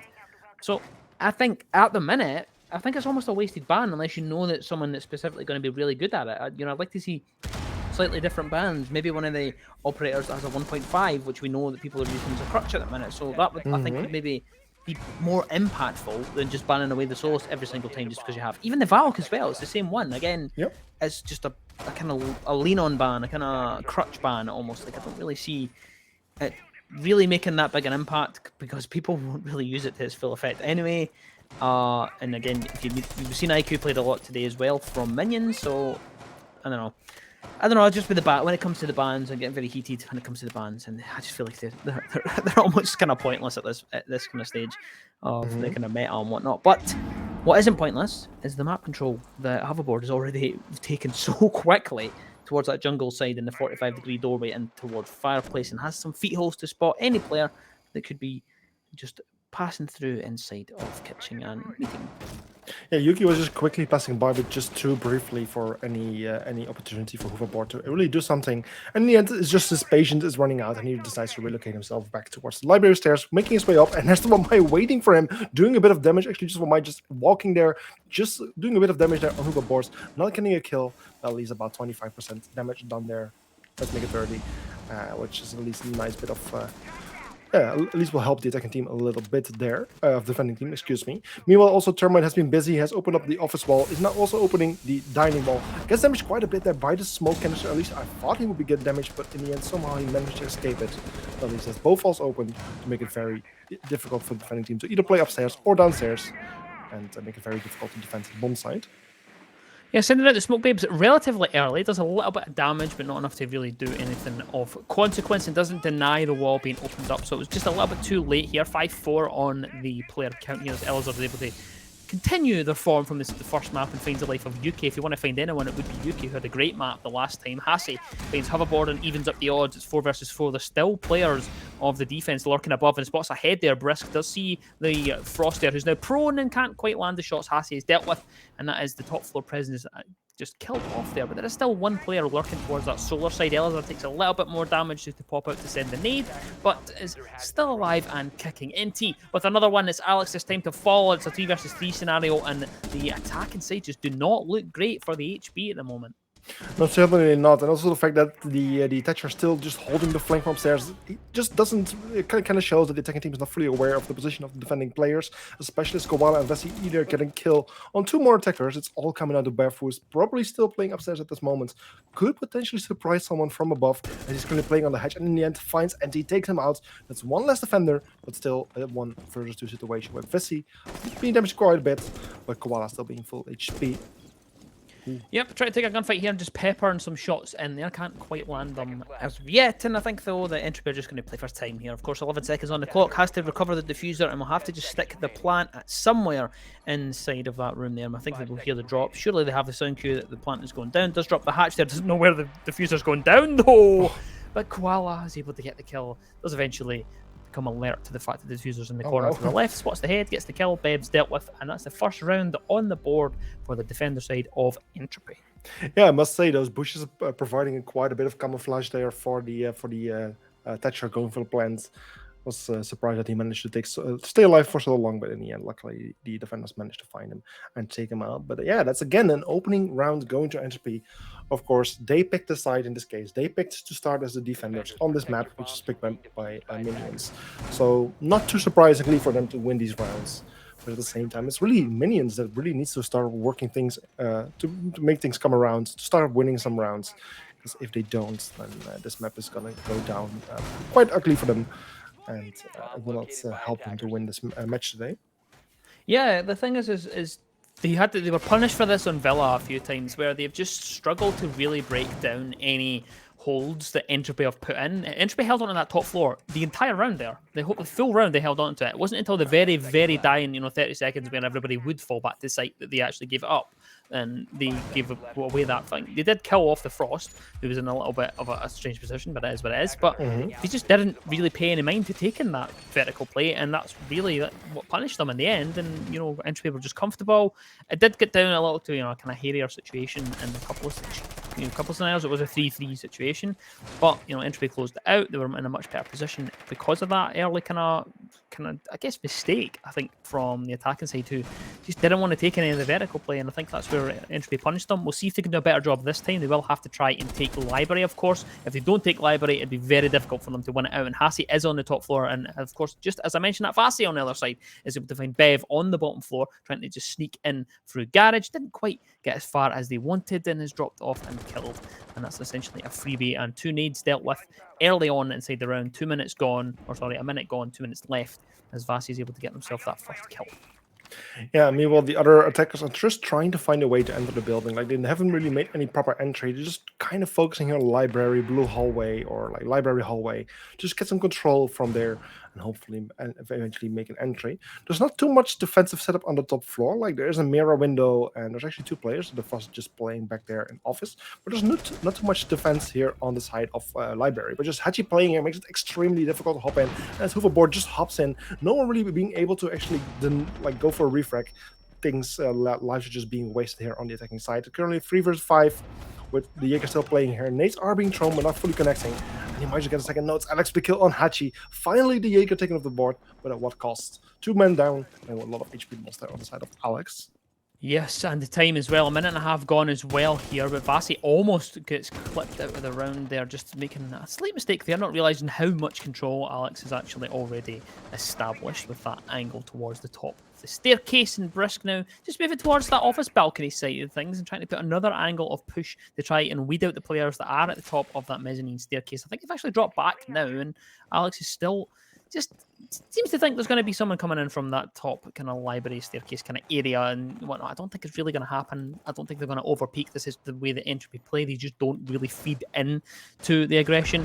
And perfectly played here, it seems, from the Frost, by the way, because the Gemini clone just went sending right past, and NT knew exactly what it was and just waited for the opportunity. And we'll just wait here, play for the time, and as soon as it starts to get a little bit, spicy for the attack, and they have to start moving, then they'll make their move, and NT does just that, moves onto the diffuser holder and kills off Alex. It's a 1 versus 4 scenario as Elazar's able to get 1. Yuki pops up the staircase to find Brisk, and it's just Elazar left with it all to do. But if there's anybody that can clutch this one out, it would be them, as they're able to get the kill onto NT, and those players on the hatch. It's a triple kill for Elazar, brings it to a 1 versus 1. It's versus Koala, but Cap can't drop. Oh, that's double 1. Easy peasy. It's all over for that round. Entropy get themselves 2 rounds on the board. Wow, double Kepken trap. Just one of those things, like, I already pointed out so many times, like how Kepken can be so extremely effective in the higher ranks. Yeah. Because in the higher ranks, so often it comes down to those final seconds, really, like sometimes 10, 20, let's say 30. So just a very little amount of time. And in those cases, like, there's not too much time to check corners, especially when you're getting close to the bomb site, where very much likely the defender is going to be waiting for you. The last thing you're going to do is check those Kepken traps. And especially if you place a double one there, it's just going to be so destructive. Yeah, you just don't have the time. That's all it is, and that's where most of the Capcan traps come from, because they're just so aggressive. The meta is just so aggressive. People just don't have time to check, and they just want to, or well, sometimes they do have time to check. There was actually a wee bit of time left there, but they just wanted to send it in. Just got bloodthirsty, a couple of kills on the board, and just wanted to try and hunt it out and really win that one out for their team, and they're punished for that aggression. And this is where, I'll refer back to the first round. Minions, that's the same mistake twice in a row. They just haven't been able to clear out Entropy from any of these positions. Took them a minute and a half to get rid of the Jaeger. They got themselves a kill as well. So great performance, happy days. NT is happy to die in that position. Well, not NT, I think it was actually Hasi, I think that was on it.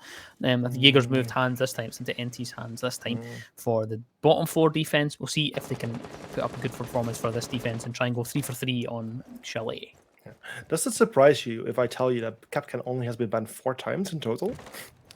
It really does. It really does. It also surprises me how much he's fell off on his pick rate. The 1.5 change has made such a big difference, because we very rarely see them now. It's ridiculous. Yeah. But then there's also Frost. He hasn't been banned a single time so far, and those operators together have been so effective so far.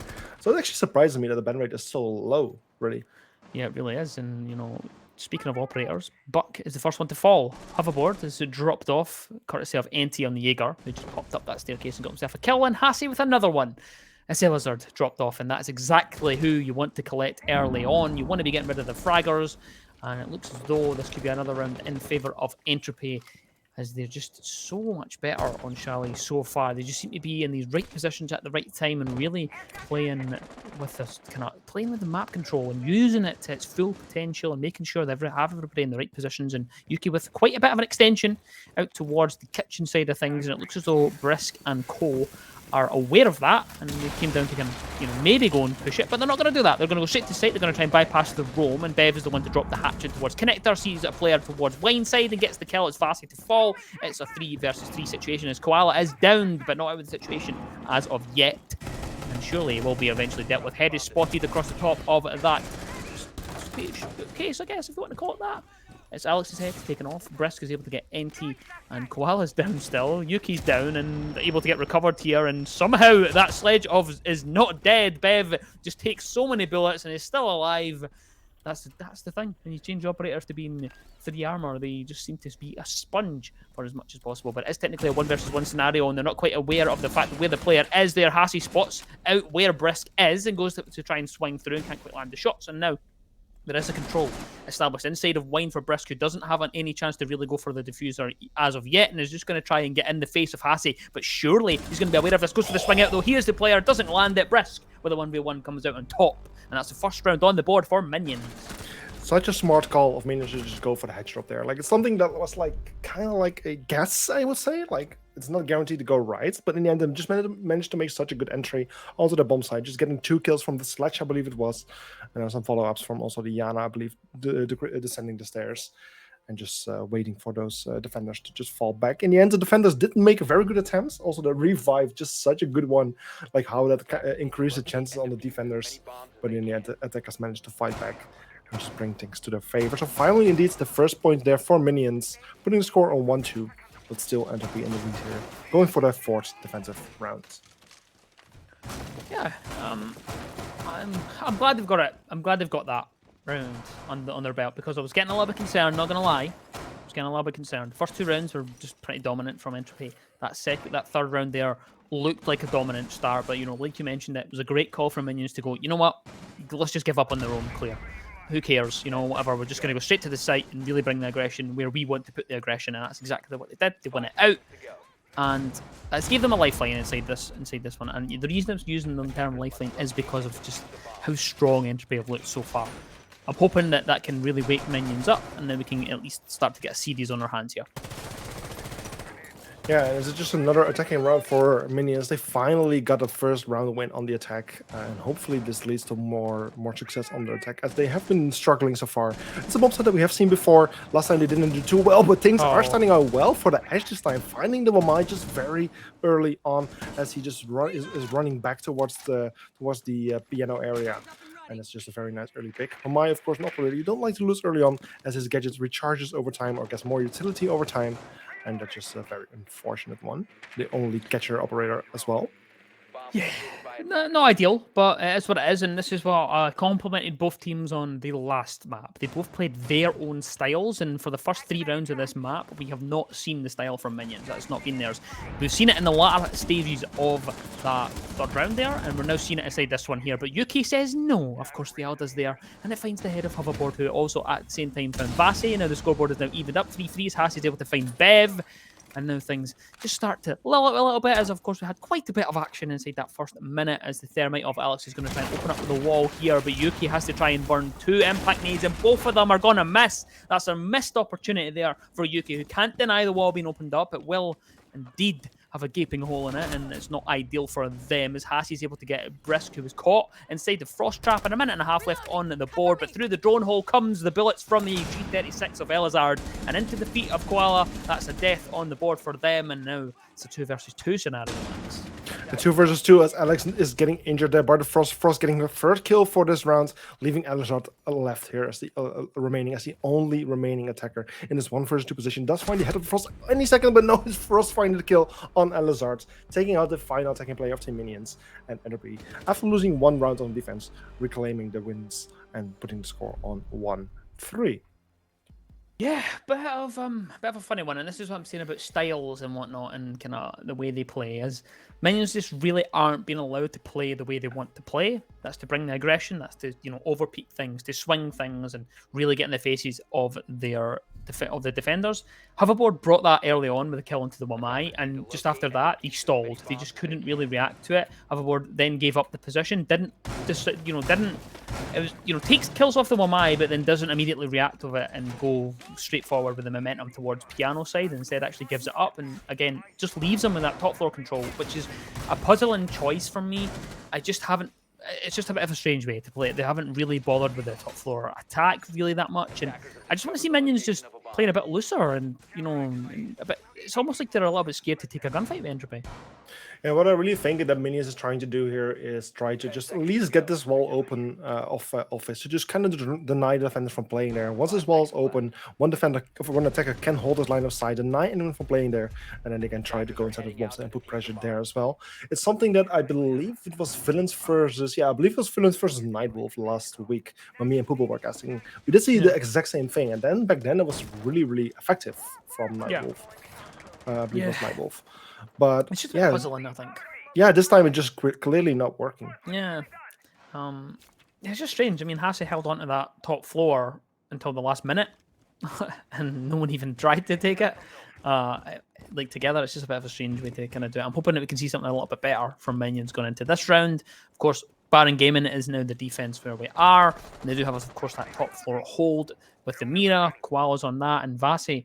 Looking to get something cheeky to start with, and it was the sledge there. It's just teased the idea of going in towards Garage. Doesn't quite do it yet. Hassie's going to overpeak here though and deal with the Flores drone at least, and he's going to give up the position very early on. Doesn't want anything to do with it. Knows that they could lose their life there, but look at the flick onto the head of Alex. There's upside down repel, easy peasy. It is definitely a clay pigeon type kill there. He's able to get that kill.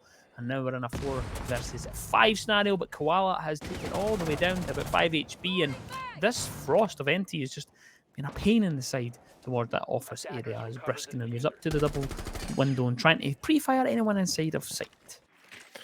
Yeah, so now it's a 4 versus 5, 1 minute 35 seconds on the clock. It's actually Anti getting another kill, or at least finally getting a kill on hoverboards.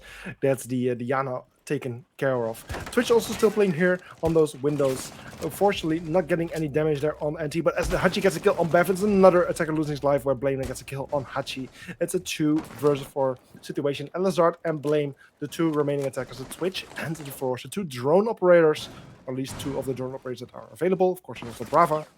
But yeah, 2 versus 4, which is double the amount of defenders alive compared to attackers, which is going to be very difficult. There's still some time. There's still 1 minute on the clock, which still provides some opportunities for them. And his Blame is still playing on this verticals. He finds Vessi, takes him out. It's a Capcan dealt with. One less defender to worry about. But still, the advantage is going to Entropy. Of course, Capcan is dealt with, but the EDDs do still loom around the map, and we have already seen them win 1 round. Can they win another? Or will it just come down to man count? Koala has about 5 HP left, so it's not a good situation for them in terms of the health points, but will we be able to isolate these 1v1s on the attack here? Elazard and Brisk, of course, will be on the hunt to try and find as much information as possible, and it looks as though they are going to do just that, using those Flores drones to try and find anyone and see if they can try and open up an avenue and just change things and see if they can put pressure somewhere. But 17 seconds on the clock, and it looks as though they're going to have to just double hatch drop this, but there is coverage, of course, from the Mira. Surely they've been spotted out. Koala surely knows it's going to be there. Enti's able to get Brisk, and Koala with a final shot onto Elazard, and it looking like a pretty strong half from Entropy. Yeah, indeed, a very strong half from Entropy so far. Of course, there's still one more round to be played, the final round of the defense of Entropy, but already got 4 rounds out of it. I believe we did see the same situation on the previous map as well, when it was a 1-4 score, but in the advantage of Minions back then, and now it's in the advantage of Entropy. So it's kind of like the opposite of the previous map. Well, Minions now. It's their turn to turn things into 2 versus 4. If they don't, then Entropy is going to be in a very, very good position for the second half of this map.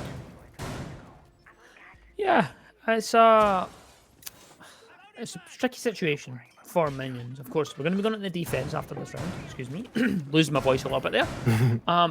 But a 4-2 split isn't terrible. The thing that's kind of concerning me is this feels a lot more one-sided than what Villa did. True. Minions, yeah, sure, they had the lead. They had the 4 rounds, but I just didn't. I felt that Entropy were always in with a shout. In this one, it just feels like Entropy are just fully in the driving seat pretty much at all times. Yeah, true. Like, if things continue to go like this in the favor of Entropy, this match could really be over in 15 minutes or so. It can go very, very quickly from here on. One thing that we do see from Minions is a very interesting and aggressive lineup. I mean, we're seeing a Blitz, we're seeing a Glass, we're seeing Lion. And they're just mostly stacking here up at the garage snowmobile door. So as the Termite is coming out, likely an EMP nade or something. Yeah, the Lion has EMPs, will be coming out, and the wall is going to get opened, and smoke cannons is likely to go out, even though the Glass is not playing those. He has a nades. But yeah, the players is hopping in. The Termite trying to go for the plants. Kill from Alex there on Vessi. That's the first defender down, and they're just able to plants. There's not much getting contested at all, even though Eddie gets a kill on Beth. But the diffuser is already down. It's a 4 versus 4 situation with the diffuser down. Yeah, not much you can really do in terms of that pressure there. They just couldn't really deal with the fact that the smokes came through. It is what it is. Hash is able to at least get 1 back, and it's a 4 versus 3 scenario. It is still technically winnable, but someone has to get aggressive here. Koala can't quite see the player to his right, doesn't realize that the Lion's there, and the Lion will take the swing, but there's just too many guns pointed at him. Hoverboard is able to get himself a double kill. He cuts off one of the players, and now goes for the final one. It's Hoverboard with a 4K, I think, on the round, and gets a lot of profit from that angle there. Very good round from the attacking side of Minions, and they make 4-2 before the round change. Yeah, at least Minions with this very aggressive attempt, or no, actually success on the side of Minions. They at least made things work and brought things to 2 versus 4, just like Entropy was on the previous map at this moment. So yeah, at least 2-4, it happened. It's the best they could do from that moment on, and as they will now, as we now have seen the roll swap, it will now be Entropy on the attack and Minions on defense. And yeah, just like I said, the previous map, this roll swap could really provide some opportunity here for the underdog team. I am quite surprised that Entropy didn't bring a Mira in the last round. Very surprised, actually. They've played Mira religiously today, and they just didn't bring it at all. On one of the sites where I have a Mira window, and that reinforcement facing out towards default is such a strong power position. Hasn't decided to bring it. Whether it would have made a difference to the fact, that they had smokes and they had all that kind of utility anyway, and the push came through. We won't know. We won't ever know, of course. But it was a great execute from Minions, who are at least able to stay alive inside of Chalet, and they'll be fancying themselves going into the defense. They'll be hoping that they can put up a good performance because, of course, the attacks of Entropy were very shaky on Villa. It seems to be that they are a very strong defense team, but their attacks have left much to be desired, to be honest. Yeah, the attacks. Yeah, never mind. It didn't make any sense what I was about to say. But either way, yeah, it's now Entropy on the attack. They're actually fairly quickly on getting the first bit of control. Already library control established. Yeah, currently playing on those library stairs, just trying to deny that entry, but it's already too late. The attack is already inside of the building. And they've established quite a bit of control. From here, they can easily press on towards Piano eventually, try to open up the walls here, which we see the Ace doing right now. Exactly. Even though mute jumpers were placed, he cannot open the wall fully. One of his Ace charges does get activated though, but the wall can't be opened yet until someone actually deals with it. Flores could be one of those who actually makes it happen, or for example, Sophia from below or anything. But they will need to put some focus on those to actually get it happening. They knew exactly where Hoverboard was. Yellow Pink's coming out there, and Entropy have been great when it comes to the actual information. It's just been acting upon it that is the struggle on Villa. So far, been a much better performance on their attack. They've been able to at least get the man advantage established early on, and they have a foothold within this round, and hopefully they can continue that momentum and see if it can snowball through the rest of us and they can get their first attack on Chalet. That's Entropy doing very well at the moment. They're currently in a very good position. Have established quite a bit of control. Walls being opened. Floors drones coming out to do even more destruction. To open some more sidelines and entry points. And just getting very difficult for the defense to eventually deny this entry. Alex also getting damaged quite a bit. But actually does find Sophia with the shotgun here on the bathroom window. A beautiful shot there on Hachi, where Yuki gets a kill on Beth. It's a 3 versus 4 situation. In the advantage still of the attacking team. But with 1 minute on the clock, the attackers still have plenty of time to just gather some information, do some destruction, potentially get some kills, and make it even more difficult for the defenders to potentially win this round. Yep, 3 versus 4, still in favour of the attackers, of course. And my concern is the overwatch from the castle on the other side of things. There's a very long angle, and just as I speak of that, it doesn't really matter about long angles. Elazar going to pop out and send the bullet straight into the skull of Vase and another player at the same time. And it's a 2 versus 2 scenario just like that. If there's going to be one player to try and drag minions through this, it will be Elazar, who has been absolutely massive for them so far. And another one on the round. It's Elazar with a triple, and Koala just can't seem to cope. Gets wrist, kills him off. Elazar with a 4K, and Minions take another round. Looks as though Elazar really, really wants this though. Yeah, it's finally Minions waking up, just like Entropy. It took some time on Villa. It's now finally Minions waking up after some time. It's a 3-4 score. Minions just being 1 point behind on their opponents. And this is exactly what I like to see from Minions. Just working on this comeback. Now winning 2 rounds in a row. And potentially adding a third for now. Where it will be a 4-4 score. Just like on Villa. But for this upcoming rounds, we'll be going to Bar Games. A very popular bomb site. A very fun one to play on. And with also the Mira again being picked. The Frost, very common operators to be picked on this bomb site. I'm very curious to see how Minions will do. Yeah, good recovery from them there. And the thing is if you're going to be in a position where you're struggling to get a form and stuff like that, you want players to be stepping up and really trying to drag you through it, because that can really just lift the mood of the rest of the team. Elazar is doing just that. 9 kills, 6 deaths. Massive round there. 4 kills just in that 1 round. And that the entire 6 rounds before that had only collected 5. So this is exactly what you want to see. This is what you want your big players doing. You want them to make sure that they can put in their performances when the rest of the team is struggling. And looks as though that's what they've been able to do. And from off the back of that, they may have a chance actually inside of Chalet. Yeah, they certainly do have a chance, especially since they just have finally gotten the taste, finally are winning some rounds, and this could only help them further. Entropy is still on the attack. I mean, they have been doing it pretty well on the attack as well before, but so far both maps have been very defensive-sided in general. Entropy's certainly going to struggle here. They're going to lose more rounds. There's more losses to come, but they could still make things work. They're still having the advantage. They can still bring things to a 3-5 score eventually. But for now, it's really up to them to win this round. Just trying to find a way in, just looking for those first opportunities. Floor's already getting a bit contested here on the campfire wood windows, and just trying to find the first way inside of the building.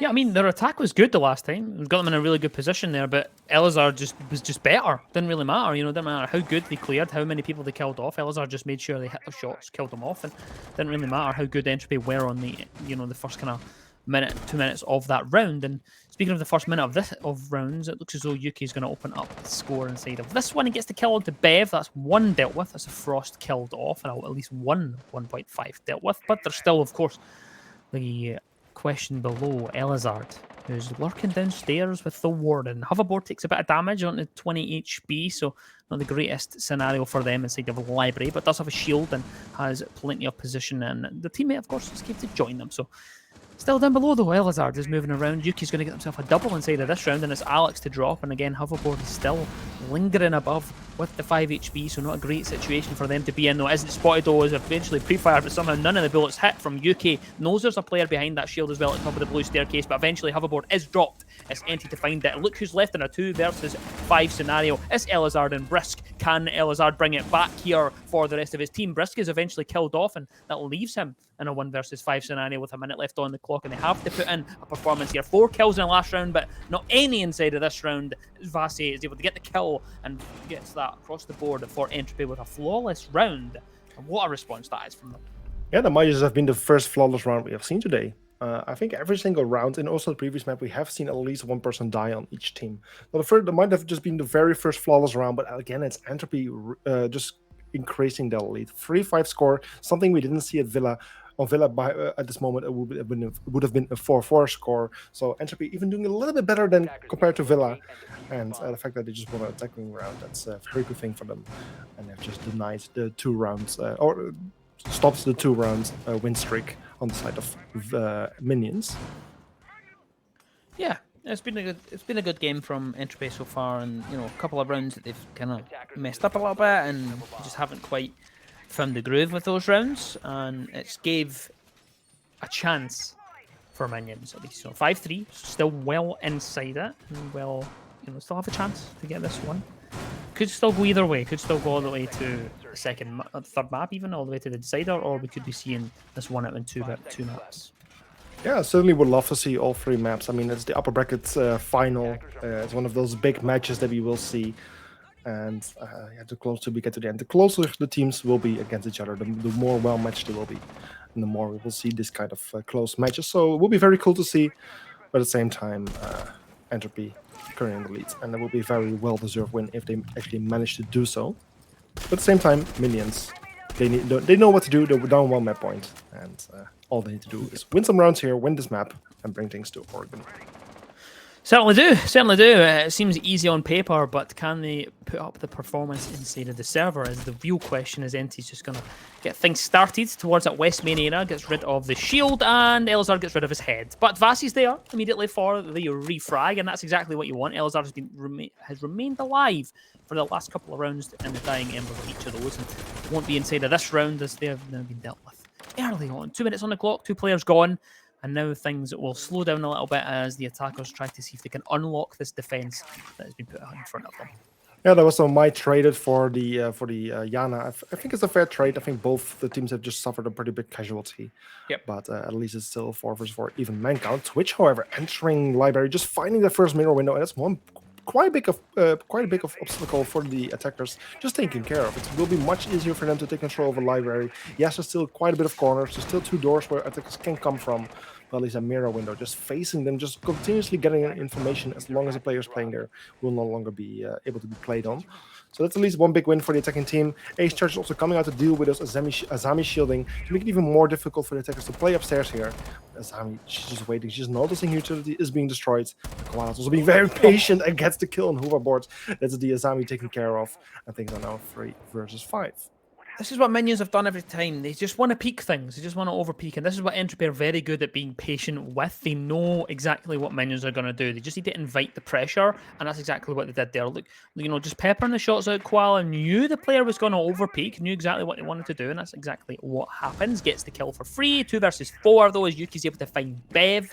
And now Brisk and Alex are left in this 2 versus 4 scenario. Alex, though, is going to reclaim a position at the top of the blue staircase, but knows the pressure's to come. Sends a C4 in towards the small box, but cannot land the shot. It doesn't. There's a player down below before that can even be set off, as Yuki is able to get himself a double kill from the jungle position. It's attackers that win the round, and Entropy go all the way on to match point.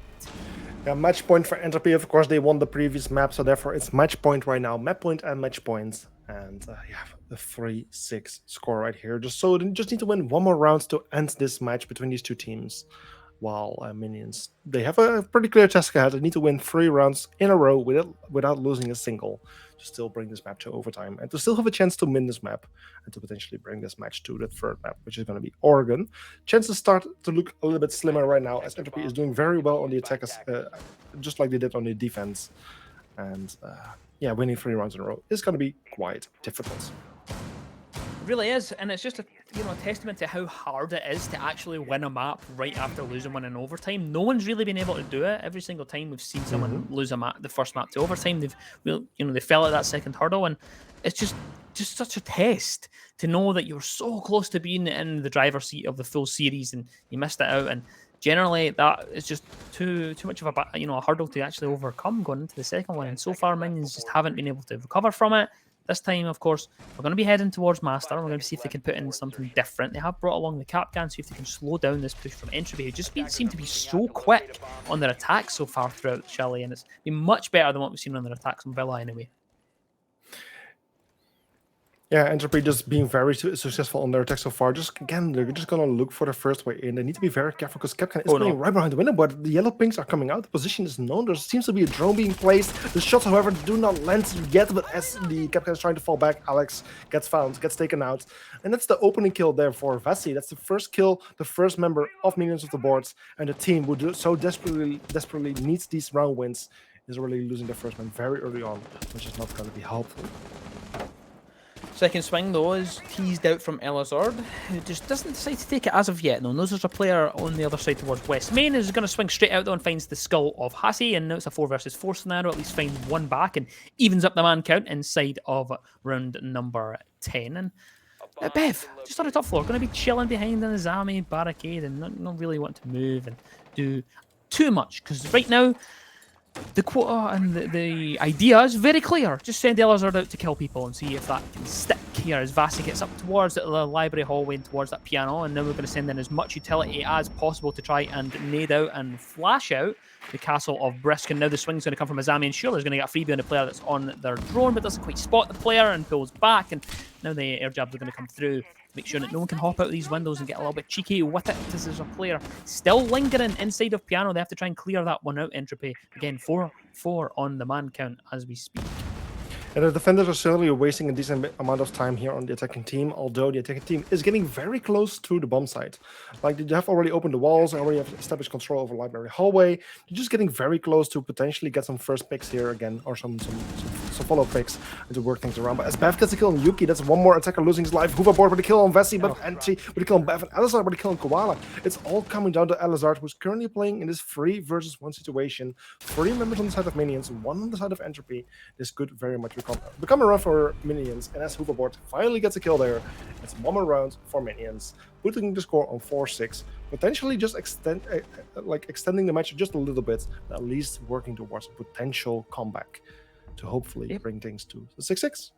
Just stalled out. That was all that was wrong with it. Got all the way up, got the control of the library, got the control of mezzanine, just couldn't get past that piano area. And it was a bit of a strange choice to send out so much utility and then not push. They just, they flashed it, they naded it, but no one pushed after it.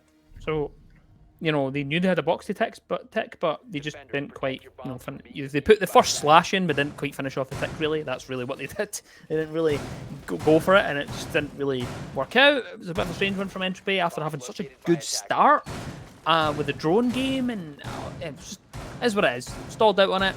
Minions are able to get themselves back into this game, and they're going to be hoping they can get this to overtime, Max. Yeah, that's exactly what Minions is hoping for. They needed to go to overtime if they still want to win this map and go to Oregon for the final decider map.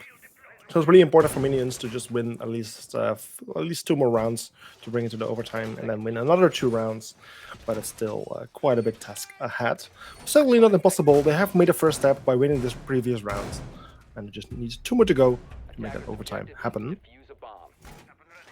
Yes, a couple of rounds standing between us and going all the way towards maybe going to Oregon for a decider. I wish it was a more exciting map, but it is what it is. Then again, both these maps have been exciting considering the situation. I'm talking about exciting. It's been an exciting first 30 seconds as the first kill does come through. It's empty dropped courtesy of Hoverboard and the Izami. Lizard is going to send out a C4. Doesn't find anything though inside of library, so it's a bit of a waste as the 1.5 just searches for any victims inside the library and trying to take any gunfight possible. We know exactly what Elizard is like, just trying to find anyone that they can take off the round as early as possible. A minute gone now as we now look towards getting that library control for Entropy. Yeah, Entropy is finally making the first way into the library, just getting the first bit of control, even getting damage potentially. No, that did seem like a nade. I think it was an impact nade coming downstairs from Hoverboard, trying to open the hatch and just trying to establish a new line of sight. Meanwhile, also the gridlock canisters are coming out to just deny those areas, deny those flanks, at least to make it a little bit more difficult for Team Minions to go for those flanks, which can help them very much. Attackers are trying to establish control over Fireplace, from where eventually the Termite will open up the wall. I think first he wants to open up the wall upstairs to also make it very difficult for the defenders to play inside of office. Yeah, still got quite a bit of a hold up there as well, so they've not really been successful as of yet on this attack Entropy. Of course, they are a man down, and just as the words leave my lips, Hachi is able to find Alex, and that is the first kill on the board for Entropy inside of this round, and they'll look to try and react straight off of that aggression as Elizard's out the window and into the gun of Vasi and drops straight out of this round. It is now a 4 versus 3 scenario, and just as we were having a little conversation there, it looks as though Entropy are able to establish the driver's seat for them inside of this round, but of course Hoverboard has something to say with that. Finds UK, and they know there's a player towards the right of that wall. The wall is opened up. Brisk is being actively yellow pinged even as Koala does go for the peek and gets the kill. It's a 2 versus 3 scenario, and now Bev above is just going to try and find anyone that could be lurking around as Hoverboard is also up there. So both players for the defense on the top floor utilising the Izami barricades just to close off that longer angle so that no one can kill them off while they're on this hatch here. Goes for the drop eventually, just covers off any angles that could be to their danger, and now has to go towards kitchen, has to try and point a gun in the direction of these attackers here, but peeking round the corner is the Thermite. You can't quite land the shots as of yet, and these keeper barriers are still ticking through, and eventually from above death does come as Vasi is able to find Hoverboard, and look at the plan going down as Koala has just gone for the plant, but Bev has exactly perfectly timed that, and it's another one match. What just happened? You would say it was like kind of like trolling what Bev was doing, just not taking the kill, but what he was actually doing was for the timer to run out as much as possible, so there was barely any time left for the other attackers to reclaim the diffuser and restart the defuse. And such a high IQ play there from the Frost, from Bev. Which very much led to them winning this round. It was getting way too close for comfort. I believe they would almost have lost a round. I was almost already ready to hand the win here to Entropy, but just such a smart play of the Frost to just deny a plan just like that, getting 2 kills as the attackers were trying to plant. And I don't know if you were aware, but I believe it was the Thatcher playing upstairs. He was so close to the Frost. Yeah, they just didn't seem to be aware of each other's position. Yeah, this is right. Okay, this is what happened on both sides. Both Entropy and Minions have both not really bothered with that round, and with that site, they haven't really bothered with the actual kind of clear on the top floor. It's just unfortunate the kind of way it's been. I think we're just having maybe a little tick issue. We'll get resolved in just a second. Max will be able to tell me that. Yeah, I'm very much interested what's going on here, because so far apparently a sound bug. Minions is not able to hear a single thing. I mean, okay, that's interesting.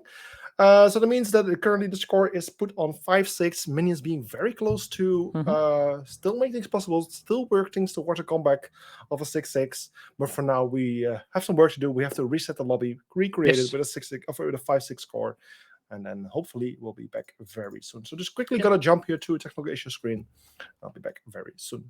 So see you guys in a bit.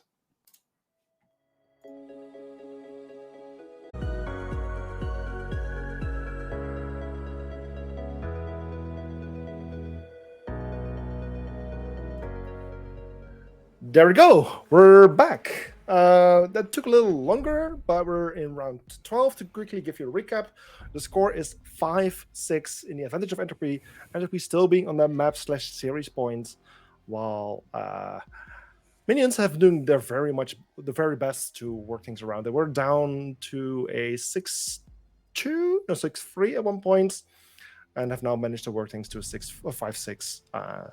Just needing one more point to bring things to 6-6 and bring this map to overtime. To still have a chance to win this map and bring things to a third map.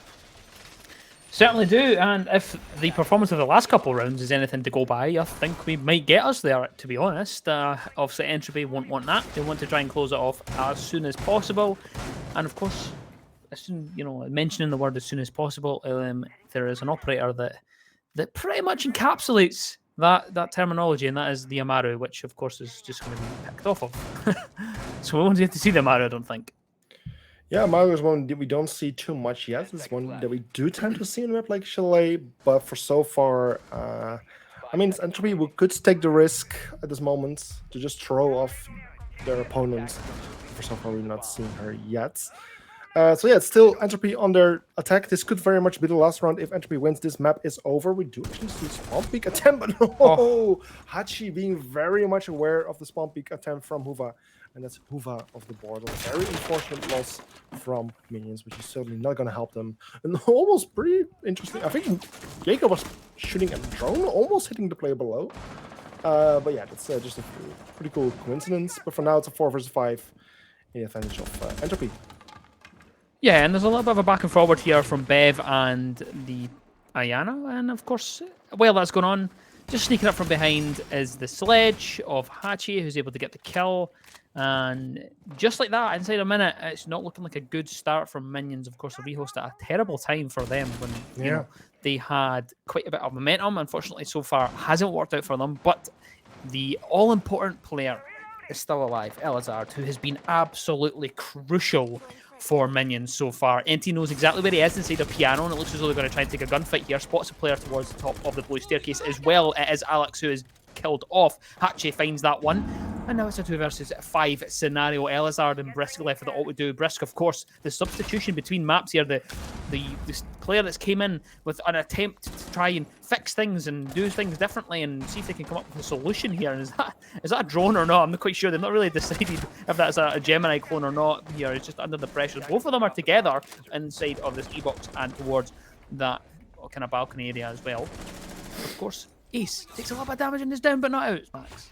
Yeah, he will likely be revived as we see Diana being on her way to go for the revive there. It just does cost a bit of time, which is a good thing for the defense. They might just buy some opportunities here. As we're getting very close to being taken out, which is managing to drop back downstairs, back to safety, where Blame is still playing here on the library stairs. Back behind the shield, where he's still in a very strong position. We're just hitting the 1 minute mark where the time is starting to tick. We'll start working more in the advantage of the defenders as the time proceeds. But as Vessi gets a kill on Elazard, it's all coming down to Blame. He's carrying the whole weight of the team on the shoulders. Needs to get 5 kills in total, or at least 5 to win this round. As he gets 2, things are getting very much serious, but as Yuki gets a final kill there on Blame, you cannot blame him for that one. It's unfortunately Minions losing this map and the series with a 5-7 score. Yeah, very unfortunate they are for Minions. Entropy just seemed the stronger side on Chalet. They just weren't at the races, Minions, at all, unfortunately. They did have a couple of good rounds, and it looked as though they were going to recover and bring it back all the way towards overtime, but they just couldn't do it, unfortunately. That's just the way it played out for them. Not a good enough round, and they will drop down to that lower bracket, still have a life, still alive inside this competition, but the all-important thing for tonight is Entropy. Last season's winners are into the final of ESA Cup.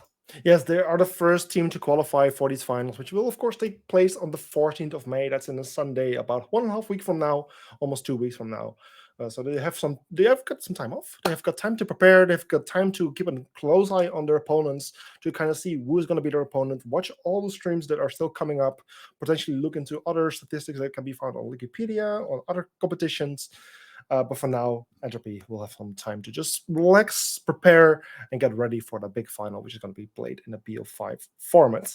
Minions, on the other hand, they have got some work to do. They have been dropping down towards the lower bracket. Also, will have a bit of time off, because I can just quickly bring the brackets up here. As you can see, they will be dropping towards the lower brackets final, something that's currently cut off of this screen as the bracket is just too big. So first, there's 2 more matches in the lower bracket quarterfinals to be played: Villains versus Nightwolf and Molotov Gang versus Germany versus Molotov Gang UK. After which they need to play the semi-final, and then it's up to Minions to play their match against the winner of those 4 teams to still make their way up towards that grand final. So yeah, the players, they know what they're up to. They still have a long way to go for Minions. They just also have a bit of time off, but they will need to play, I believe, next week Wednesday. Yeah, next week Wednesday. So they will have off again until next week Wednesday, and if they win, then they will need to play again on the Sunday, the 14th of May, against Entropy. So yeah, the match for today. Entropy, the winner.